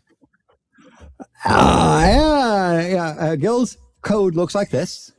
By the way, remember, the red here we're displaying shows you trailing ASCII characters, and those are they're put in there for a reason. But what you see, the code is in the form of a formula, 1 plus 1 over n raised to the nth power. And for those that know about calculus, the limit of 1 plus 1 over n to the nth power approaches a nice constant. That is constant. And you say, well, if you format the code with Clang, you find you've got all these E's.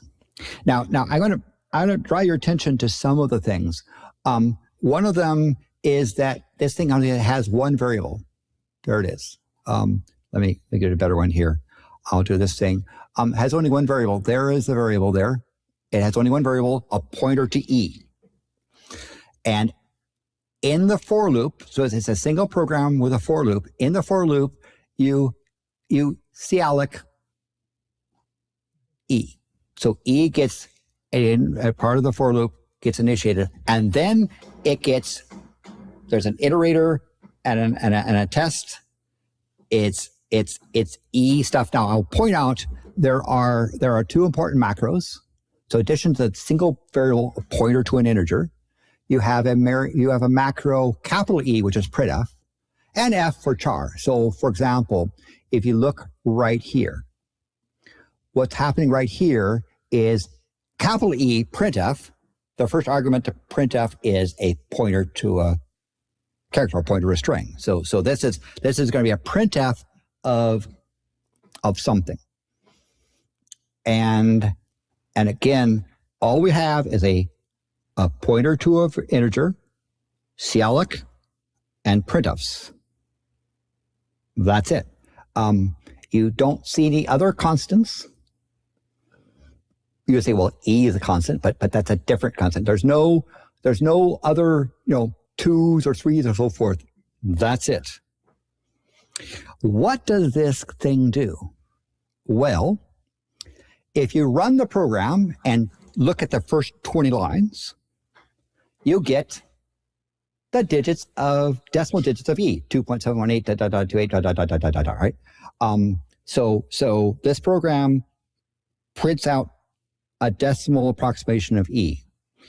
Now, if you pipe the program to cat, and you can use Cecil as a perfectly valid cat, you get this thing, a whole bunch of digits that stop and then print this thing right here, which is IOCCC 2026.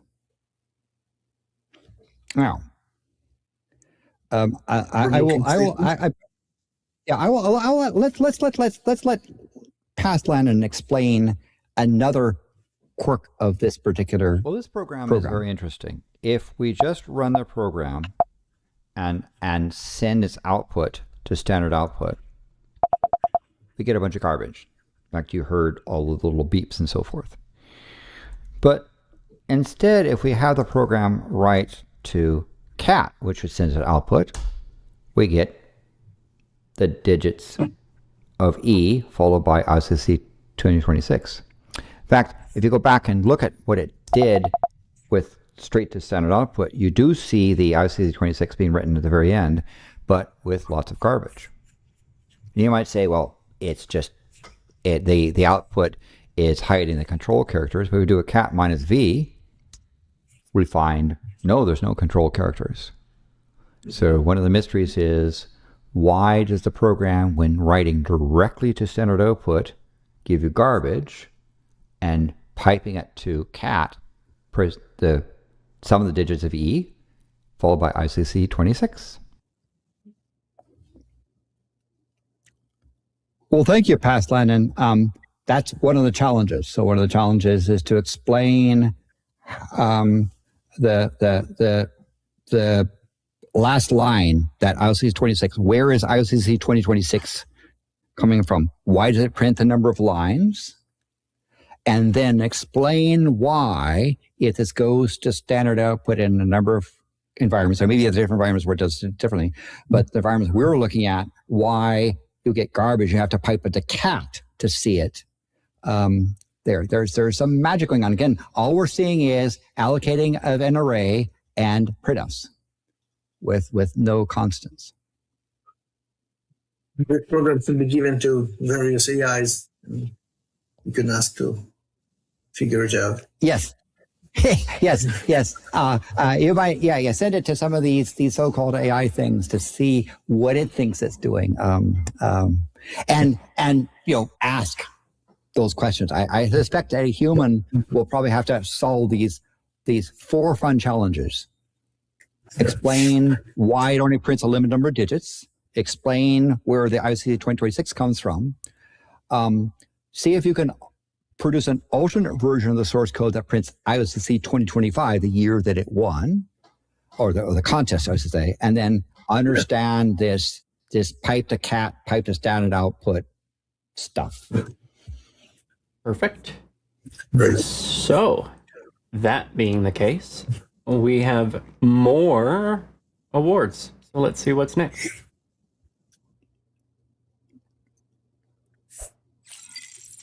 We have the IOCCC Most Resilient Award. We've been pretty resilient so far, but this is the most resilient. Oh, it got knocked down, but it got up again. Yeah. So let's bring out the trophy.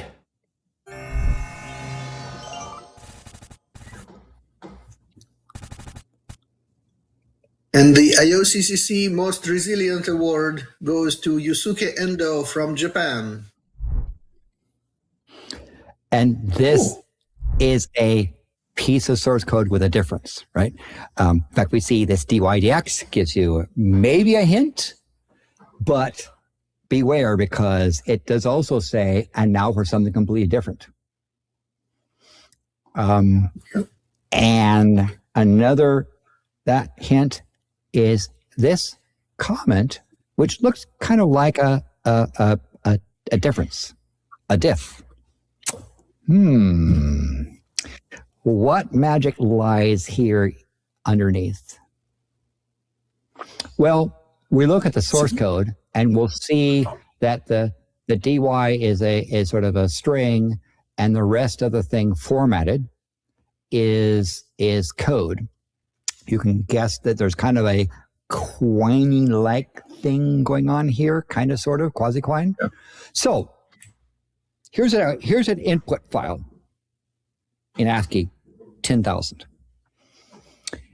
And here is a diff on 10,000.txt. If we run the program and give it the diff, it will patch the file, ioccc.txt, and we find that it does the patch, right? It did the patch and modified it and replaced it. There. Now, if, again, the program's been renamed patch, right? If we give patch the original source code, what happens? Well, it patches prog. Why? Because inside the patch, inside the source code, was that little diffy thing at the bottom. And if you so it patched prog.c, and if you recompile it, the patched prog.c, you get, and then you build a Git repo, and you pipe prog to patch, you'll get a thing. So we got a new prog.c that's been patched. We'll do a git init to put this under a repo. So we now have a Git repository, and then we add prog.c to our Git, and we do a commit message saying this is the initial commit. Now, what we're going to do is then do a git commit with that thing, and we're going to do this 26 times. What are we going to do? Well, here is a source code, and we'll see it happening, where what's happening is it is patching itself. We check that in. We apply a get, and we, at the end of 26 times of it modifying itself, we then do the git log. And the output of the git log that's been produced by those 26 patches is a program, a C program, which you compile, which instead does diff. And in fact, here is diff showing you the difference there. So in addition to that patching thing, when you patch it and put it into a Git repository, go 26 cycles and look at the git log that's produced from patching it using the git am patch generator, you get a C program that, when run, does diff. Now, your challenge is to explain why the git am patch generator must be used about 25, 26 times, and you'll see the try.sh script, to produce the unified diff tool. Why does it take 26 times? But we must congratulate Ioccc for their 23rd IOCCC winning entry, a world record, and their IOCCC29 hat trick. Yay! Another hat trick. Yeah. Our second hat Very trick. nice. Yes. Really well done. Go in there and pay attention to that diff quine thing. It is extraordinary. Well, let's see something different for the next award.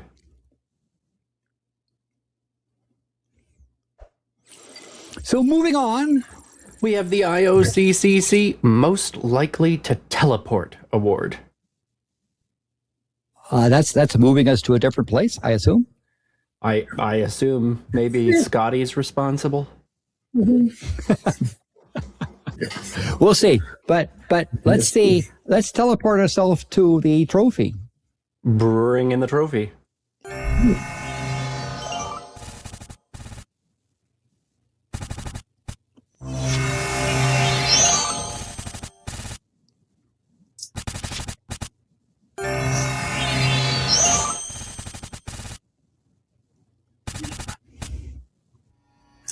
And the IOCCC Most Likely to Teleport Award goes to Roxanne van der Pol from Belgium, Jan Halsema from Netherlands, and Simon Henninger from Germany.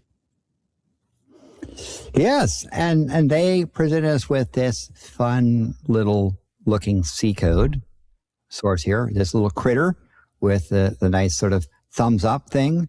You have a little bit of a hint as to what might be going on here. Again, all good C code, clearly documenting. It does have this thing about saying I can look at that lava lamp for hours, boing boing, as a string. There's a little bit of mystery there. I can certainly look at that thing there. It's the lamps I have. We'll show you there. But yes, we can look at lamps for hours. But what does it do? In relation to the mixage. Look at the source code itself. We have a bunch of defines, and we have an M function, a main function, and there's the end of the main, and then we have this weird. I can look at that lava lamp for hours, boing boing. There, you might say, well, what's going on here for that? This, when you run it, you get a usage, and the try.sh gives you a usage message. But let's let Pat Landon run this program and see what this game does. Well, Take away thank you, Pat Landon. I'd be happy to play the game. So the game has essentially 4 main commands of movement, A, D, W, S, and a T for teleport. But teleports moves you, but it lowers your score by 3. Now, we have 3 authors of this amazing entry, so I wonder if the 3 authors selected lowering by 3 because there's 3 authors. Good and bad if there was even more authors, so I guess this is okay. But let's play the game. Okay, so here we're going to play the game, and when we play the game here, start the game, this is our little dungeon, and we are at the little @ sign, and I can start moving towards these goals. I want to stay away from the bad folks, and because otherwise, run away. Whoops, wrong direction. Come on, get my fingers going. But now, maybe, can I run up? Can I run up and grab? Yes, because if I can get 3 of these guys, then I'll be able to teleport my way out. So there's 2, there's 3, and now I got to get to that down. I got to get to the greater than symbol, because that's the down to the next dungeon level. Because I think those other baddies are going to monsters are going to get me. So if I do a teleport, I say, oh, and I teleport to a nice spot. The question is, can I get around that guy? Ooh, it's gonna hurt. So owie.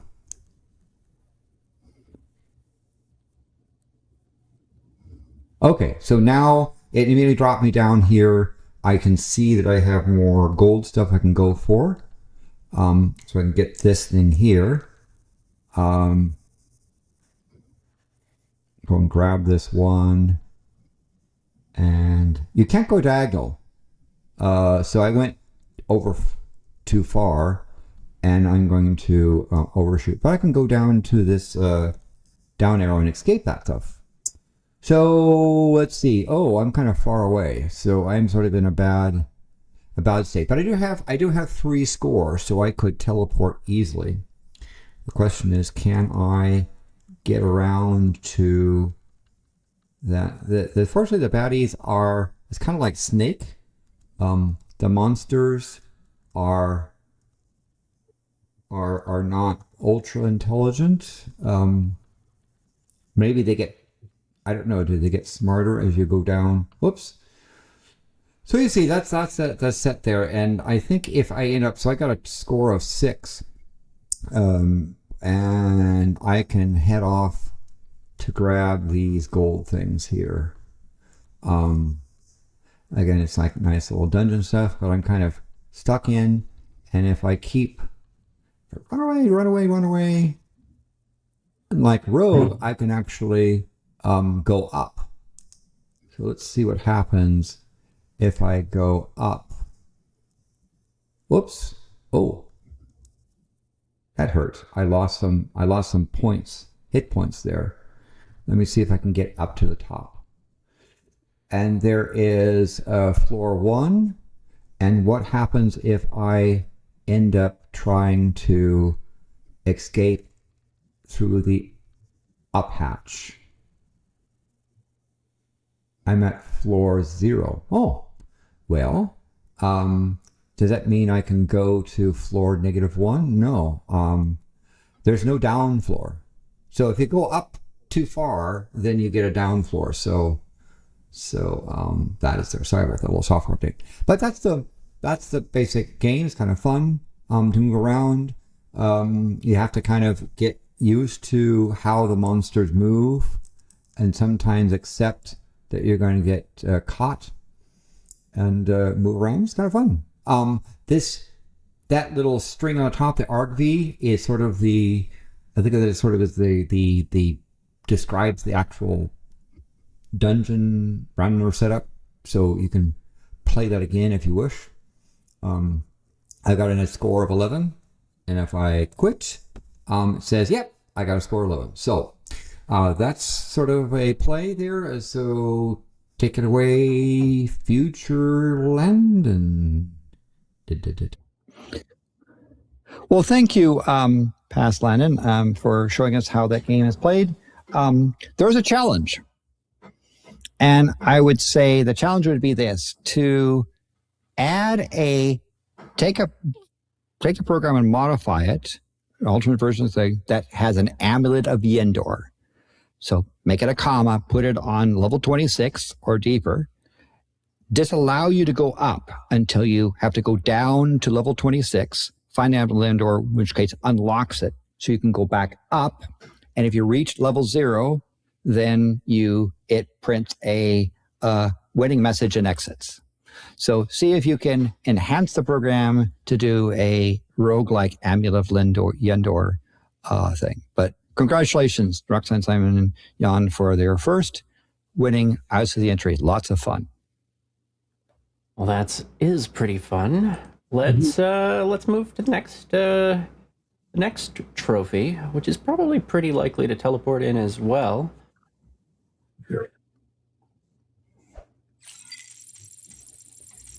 And it's the IOCCC Best Fractional Emulator. Now, this is a rational name for an award, and a rational emulator. Okay. No. That's Is it complete or only fractional? Let's see. Well, we'll see. We'll see. well, let's bring in the trophy.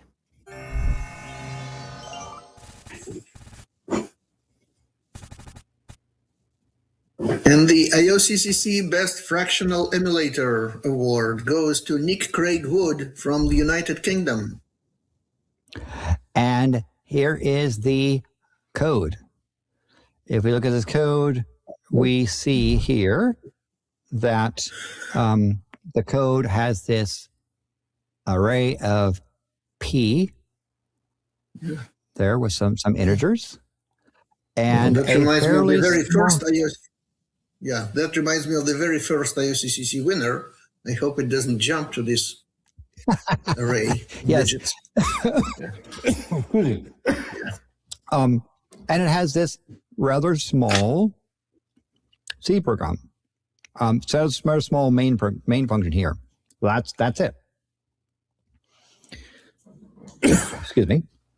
And so when you run it, it does this.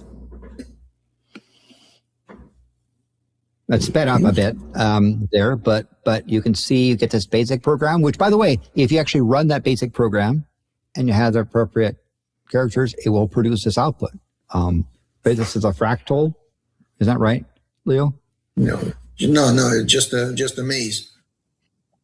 Amazing thing of it. It looks and it's a nice maze, and it goes on and on. We stopped it here because it goes on for quite some time. We sped it up here for your use. This thing is executing Fractran. I don't know if you want to, Leo, talk about Fractran or something about it. It's a Conway thing. Yeah, it's John Conway of the Game of Life invented that Turing-complete programming language that only consists of fractions, rational numbers. And the way to do it is and the state of the machine is encoded by an integer, and the executing a command is finding the first fraction that's when multiplied by that integer produces an integer, multiply by that, and go to the beginning again. And the program stops if there is no such fraction that results in an integer. And the output of the program can be taken when the current integer is a particular value, like a power of 2, for example. Yes. So what you saw was that array P went through the fractions, went through that iteration thing as you described, and ended up producing a power of 2 that is then can be applied to turns into the character that you produced to produce that nice maze. Yeah. So there's a challenge, by the way, and challenge is to create an alternate version of that program that instead prints the string IOCCC29 followed by a new line. So see if you can produce a write a Fractran program that interprets the actual Commodore 64. Ooh. There you go. That's another even more thing. So I would say congratulations, Nick, for your second winning IOCCC entry and second of the IOCCC contest. Very, very nice. Let's see who is next. We have the IOCCC Best Imaginary Emulator. As if the previous one was not that. We had a fractional one, an imaginary one. What do you imagine is this emulator? I don't know. I imagine we'll find out after we see the trophy.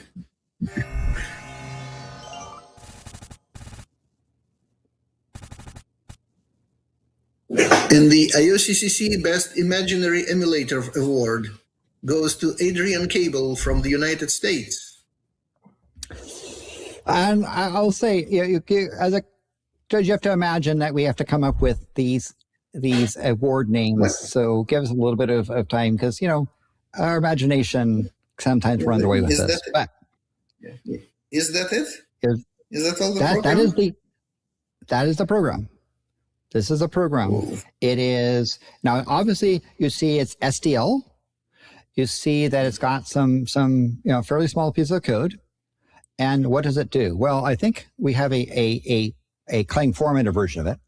And so you see that you've got up here some values, and you've got this for loop in here, and the for loop is doing some SDL stuff, and there's some little bit of these kind of arithmetic expressions. That's it. And you have a very large array there, which is, very large array of this thing. That's important. So let's see this thing in action, because this is amazing. This is there. So if we take the program and we read from standard input Mandelbrot.boot image, what happens is it will print from outside the middle this nice Mandelbrot that's computed. If we instead say, let's say we take the Prague. I'm sorry? No, what size is the Mandelbrot boot image? I forget what it is. It's a fairly good sized thing. If I recall correctly, it was a fairly large thing. Pixel I think it's like you want like 800 by 512. So if instead we have it read a different file, pong.boot image, and run it, you get a little hint when you're trying try.sh as to what's going on. You find let's go back again.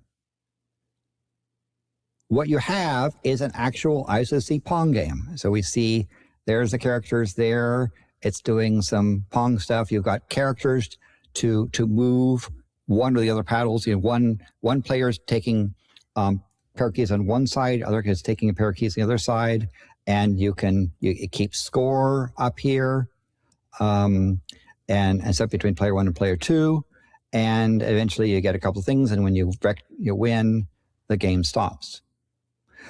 But there's more.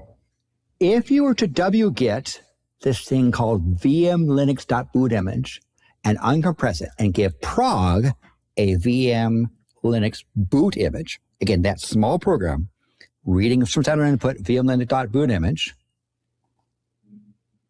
what will happen is it will boot. Waiting for it to do. Did it not do that? Let's see. It should. Should it go backwards? Yeah, go backwards. Should it go backwards? Let me go backwards here, and let me do this view switch thing. That's a thing here, and go forward. Ah, there we go. There it is. What will happen is it will boot Eternal Linux. You got Ellis, you got a busy box there. You can run a program FB clock, and it'll give you a nice clock. Control C that thing. You can run the Mandelbrot program, pi program, and it'll print digits of pi until you Control C it, or something bad happens. You can run Mandelbrot, which gives you your Mandelbrot image. You can go into the Doom subdirectory and run Doom, and you get is Doom running under this Linux, and it is real Doom. You can go and select your episode. You can select your skill level, run it, go down there. And this is you're running, you see in real time, and you can do the shoot at things and have it go bang. There it is. Yeah, it's the full Doom thing. You can go up the stairs. This is light on the monster. I accepted for this demo to get your so otherwise you'll be chomping on monsters. As I say, it's the real full Doom running there, and you can go on through the door to the next level of stuff. There you go. So, and of course you can quit.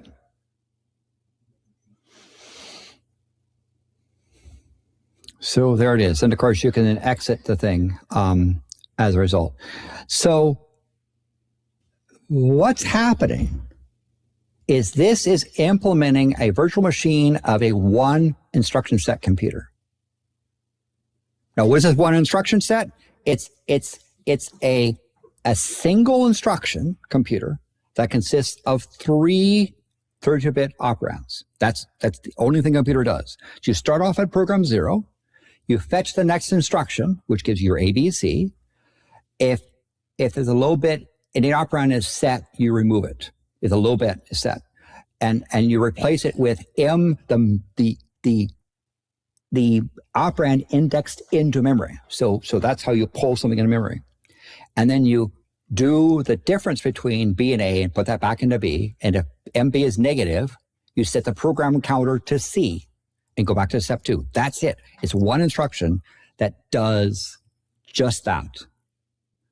That one instruction you saw is actually encoded in that one small C program, wrapped with SDL to give you your sort of graphics stuff, and you saw it as standalone programs, either point of actually having a Linux that's compiled in this one program to run, to do all the other stuff. There is a challenge, and one of the challenges for you to, given, and you'll see in the description of this entry, the machine, the virtual machine, write a C compiler. You might use Clang in its description to write your own C compiler for that single instruction. And then go and produce a variant of that C compiler that for a variant of that Linux that has a C compiler in it, so you can start compiling your own code and running. But it is a tour de force. It is just extraordinary. That small program is an actual virtual machine of a real machine that can do real work. You saw it run, and that wasn't sped up. That was real-time stuff. And congratulations, Adrian, for your 6th IOCCC winning entry. It's truly marvelous.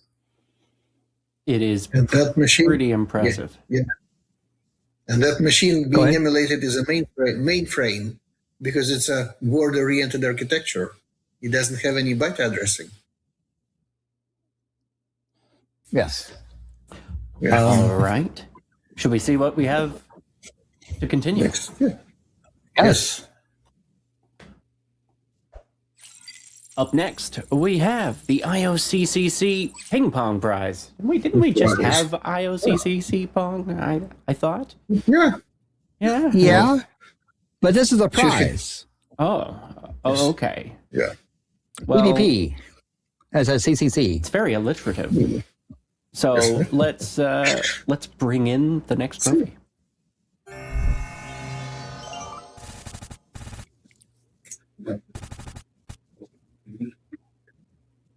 And the IOCCC Ping Pong Prize goes to Jonah Uhlenberg from the United States. And this is amazing. So this is the source code. And what you see here is, if we look at that, we see we have a paddle here, we have a paddle here, and we have a ball inside this program. Now, the try.sh script does the following. You take a program, compile it. It does what? It produces C code. Now, if you give it an argument of W, the paddle will go up. of E, the pedal will go down, otherwise it continues. You are playing the computer. If you run the Quine prog, because the output is itself, kind of, it's a quasi-prime. If you give that Quine prog a key like W or E, it'll move your paddle. And if not, the ball continues to move. And it loops it over and over again. And so we can watch it happen. So here is the thing. You see it running where it's compiling itself, outputting itself, and running itself. The ball is moving. Every time it outputs C, which when you compile it is the new game state. And if you give it arguments, you can move your paddle up and down, but you're battling against the computer. And if you end up losing, then you turn into this other thing where you can kind of jump over, kind of a Mario-ish thing where you can jump over stuff. There are other Easter eggs involved in here, but that program which compiles itself and displays itself gives you the game state, which can do other things that are truly all within that same program. That's your show. That's definitely not Mario. You would anger some very litigious ninjas. That's Jumper Man. I'm pretty sure. Jumper Man. I didn't say that. I didn't say. I was referring to one of my good Cisco colleagues whose name was Mario. And but their challenges to write a try.sh script that detects when the quasi prime left its own devices. You don't do anything. Will begin to repeat. It cycles through some stuff. So don't attempt to move from the pedal. Let the game run on its own, and the game will evolve into other modes. Your challenge is to detect when it cycles back to the original state of gateway. So write a try script that can do that. Okay. It is a really amazing piece of C code, which is quining itself, modifying itself with the game state. Every time is a valid C program, which is a valid C program for that state to produce forward. Wow. I'm amazed just at the idea. It's pretty crazy that it's outputting a new program and the program itself is the state. That's wow. It's very, very, very impressive. Well, that being said, as impressed as I am, I want more. Congratulations, Brendan, for your first winning entry, by the way. Congratulations. Yes. Really tour de force. Amazing. So let's move on to our next winner. And we have the IOCCC Best Real Emulator. Actually. Really? I mean, we've had some real emulators, but this is really obfuscated. Okay, well, let's really bring out the trophy then and see who won.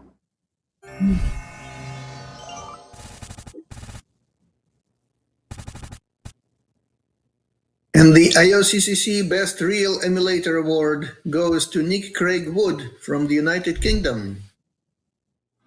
Uh-oh. And here is the source. Now, you might think it looks like a certain handheld device of a certain game of a certain era, but the lawyers might differ, right? So this is just obfuscated C code. That's all it is. I think it was called the Playboy, right? Yeah. Yes. It is a fun bit of stuff. There'll be a couple of challenges, but let's see what happens. When you look at the code and try to say script, you get select a ROM. And here's a ROM where it says calculating pi, 1 digit at a time using a certain CPU. Please wait. The CPU is sincere. It's not a fast thing, but it will begin to print out digits of pi. And it kind of does it 4 at a time. I think our fine producer Yeah, we can saved us the. We can speed it up a bit here. Let's do that. Look. Yeah. Speed it up here, faster than real time, and you can then sort of quit the thing at some point. It's got digits of pi. You could try this other thing called test or tic-tac-toe. Here's a tic-tac-toe. And this is a tic-tac-toe game where you can do tic-tac-toe, a nice public domain traditional game that you can go and play against the computer. And if you're correct, you can draw. You could also try to run it. There's a test program that's an emulator to show you the motion and graphics and other positional stuff, and sort of used for testing the basic functionality of it. But what's happening is that if you have a 32K ROM file from the original game, original 32K ROM file, and this particular case, this one was obtained legally, but it has to be original ROM file, and give it as a file, it will emulate it. I don't think that this guy is a real licensed doctor. I think that he's a pill pusher. Who disinfects a bottle with pills? That should be a stomach at best. I mean, he's just... I don't see... That's just not fair. This guy. Well, I only have one concern about this entry. It cannot run Linux. Now, I would say, I would wonder if someone could actually, of course, the thing would be have it run BSD, right? Because people port BSD. I would not be surprised if someone has already ported BSD to this on a 64 particular. On a 64K, sure, should be possible. Yeah. Definitely very. Because I know on Linux, BSD actually can run in a nice state. Yeah. But as I say, it is a so you have to have an original 30K ROM file. Now the author actually generated those things like chess and a test program, and Pi was written by the author. Same with tic-tac-toe. There's some other public domain examples of that. The author did use, by the way, a large language model to code some of the games the author wrote. Now, this one was a original ROM by somebody who originally bought it fairly and squarely. And so if you have a fair and square original ROM, or you write your own, or you use a large language model to code your own, it'll run it just fine. So I am truly impressed with this system. Whoop whoop! Congratulations to Nick for their third winning entry and their IOCCC29 hat trick. Yay, hat trick! Great! And we have a hat trick of hat tricks. Excellent. Yes, that is and fantastic. Congratulations, and best of luck on your pending litigation. No, it's all honest, all fair use. Yes, absolutely. There, but let's move on to the next state.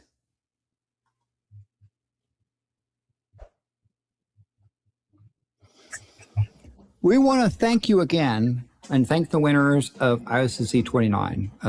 Your submissions were amazing. Now, I want to say something about the thing is that remarks on some of the submissions that did not win. We received quite a number of really amazing entries. But we can't give everything. It's not a partition award. It's an obfuscated C award. A couple of the winners of this contest were submissions that were submitted in previous contests, but they have refined. So if your submission didn't win IOCCC29, please don't give up. Look at how you can enhance it, look at what's there, and consider reapplying, because sometimes multiple times where people will actually win. So don't give up hope. We had to cut it off somewhere, and it was a difficult thing of at what point do you there. We think if you saw the entries didn't win, you'd say these winners are definitely a cut above. But if your thing didn't quite make the cut, please don't give up. Try again, because we do truly appreciate the effort of everyone who submitted. You put a lot of effort into it, and we hope you rise to the challenge. There will be an IOCCC 30. IOCCC 30 will start at the end of this calendar year, but as with a new tradition. The source code is now available online. So if you go to the IOCCC website, you might have to reload depending on your browser.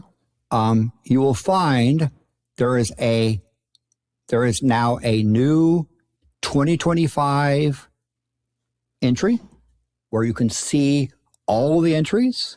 You can download the source code as either the block of IOCCC29 itself or individual entries. You'll see detailed descriptions on each of those. You'll see the fun challenges you can try. In a couple of days, Danny, our fine producer, which we could thank for producing a marvelous show, including the credits that'll roll in just a few moments, that will end up that he'll take this show, cut it up into individual segments, and we'll update each winning entry to have a pointer to its individual segment for there.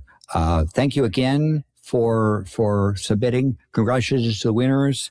And if you didn't win, please try again. We will have a Q&A, and we're going to go to the Discord channel. Danny, I think there's a link. Yeah, it should be in the description. I think it should be in the description. Yeah, I can. There's a link. I can put it in the chat if you give me just a moment. Yeah, there. So we're going to go over audio only for Q&A. You can discuss things. Of course, the source is live now, so go there and grab the source and have fun. There are these amazing entries. So there's the link to the Discord channel, and as I say, the IOCCC.org, www.iocc.org is the actual official site, which is now live, and you'll see there a 2025 subdirectory with all these new things. We look forward to talking to you if you wish over in the Discord channel. You can join Discord; it's free, and we'll have an audio Q&A. But thank you again, we should be joining Danny. you in there in just a few minutes while we get everything ready. I will probably be posting those edited up sections probably in the next 2-3 days. Yes, give it a couple of days. I'm gonna have to go and fix that one entry. Apologies again for the country error. And is there any closing other things that you guys wanted to say before we go? Well, kind of continuing on the non-winners, unfortunately, quite a few times we had to reject the program because it was not portable enough, because like one of us was unable to run it on one of our computers. So just be mindful of that. We did try I think they were, where we could to do that, but that sometimes the program didn't work. Because Yeah, or anyone can write sometimes- a program that crashes. Right. Or sometimes it relied on some library that was not easily available, or either on Linux or Mac, or I forgot. But yeah, so Or now BSD or anything like that. right, yeah. We will improve the guidelines to give you more guidelines on this sort of thing. And again, if your particular code made use of a library which is not commonly available across the sort of the Linux standard SUS, it may have run afoul. You can probably modify it so that it becomes more portable and try again. But again, congratulations there. You'll see the write-up. And of course, if you find bugs in a write-up, submit pull requests because we'll improve and modify it. Big Indian, Little Indian. It'd be nice if your program is designed to do the run in Big Indian, Little Indian, or different things. Let us know. But we can actually have those questions answered in the Discord. But I think we should run the credits and run the thank yous. I will mention, by the way, that in the credits we're going to thank our wonderful patrons and our generous GitHub sponsors, because your funding does help provide for the servers, services, and software to run the contest. And there's a considerable amount of infrastructure behind the scenes that you enable. Also, it also funds our marvelous producer, Danny, who I think did an extraordinary job of hundreds of cues to run this particular show, compose the music, compose the interim, and he composed the music you'll see of the opening of the closing credits. So thank you again. Thank you for your generosity, and consider joining us over in the Discord channel for stuff. All right. Thanks, everybody. Thank you, everybody. Have a great evening or morning or afternoon. Bye.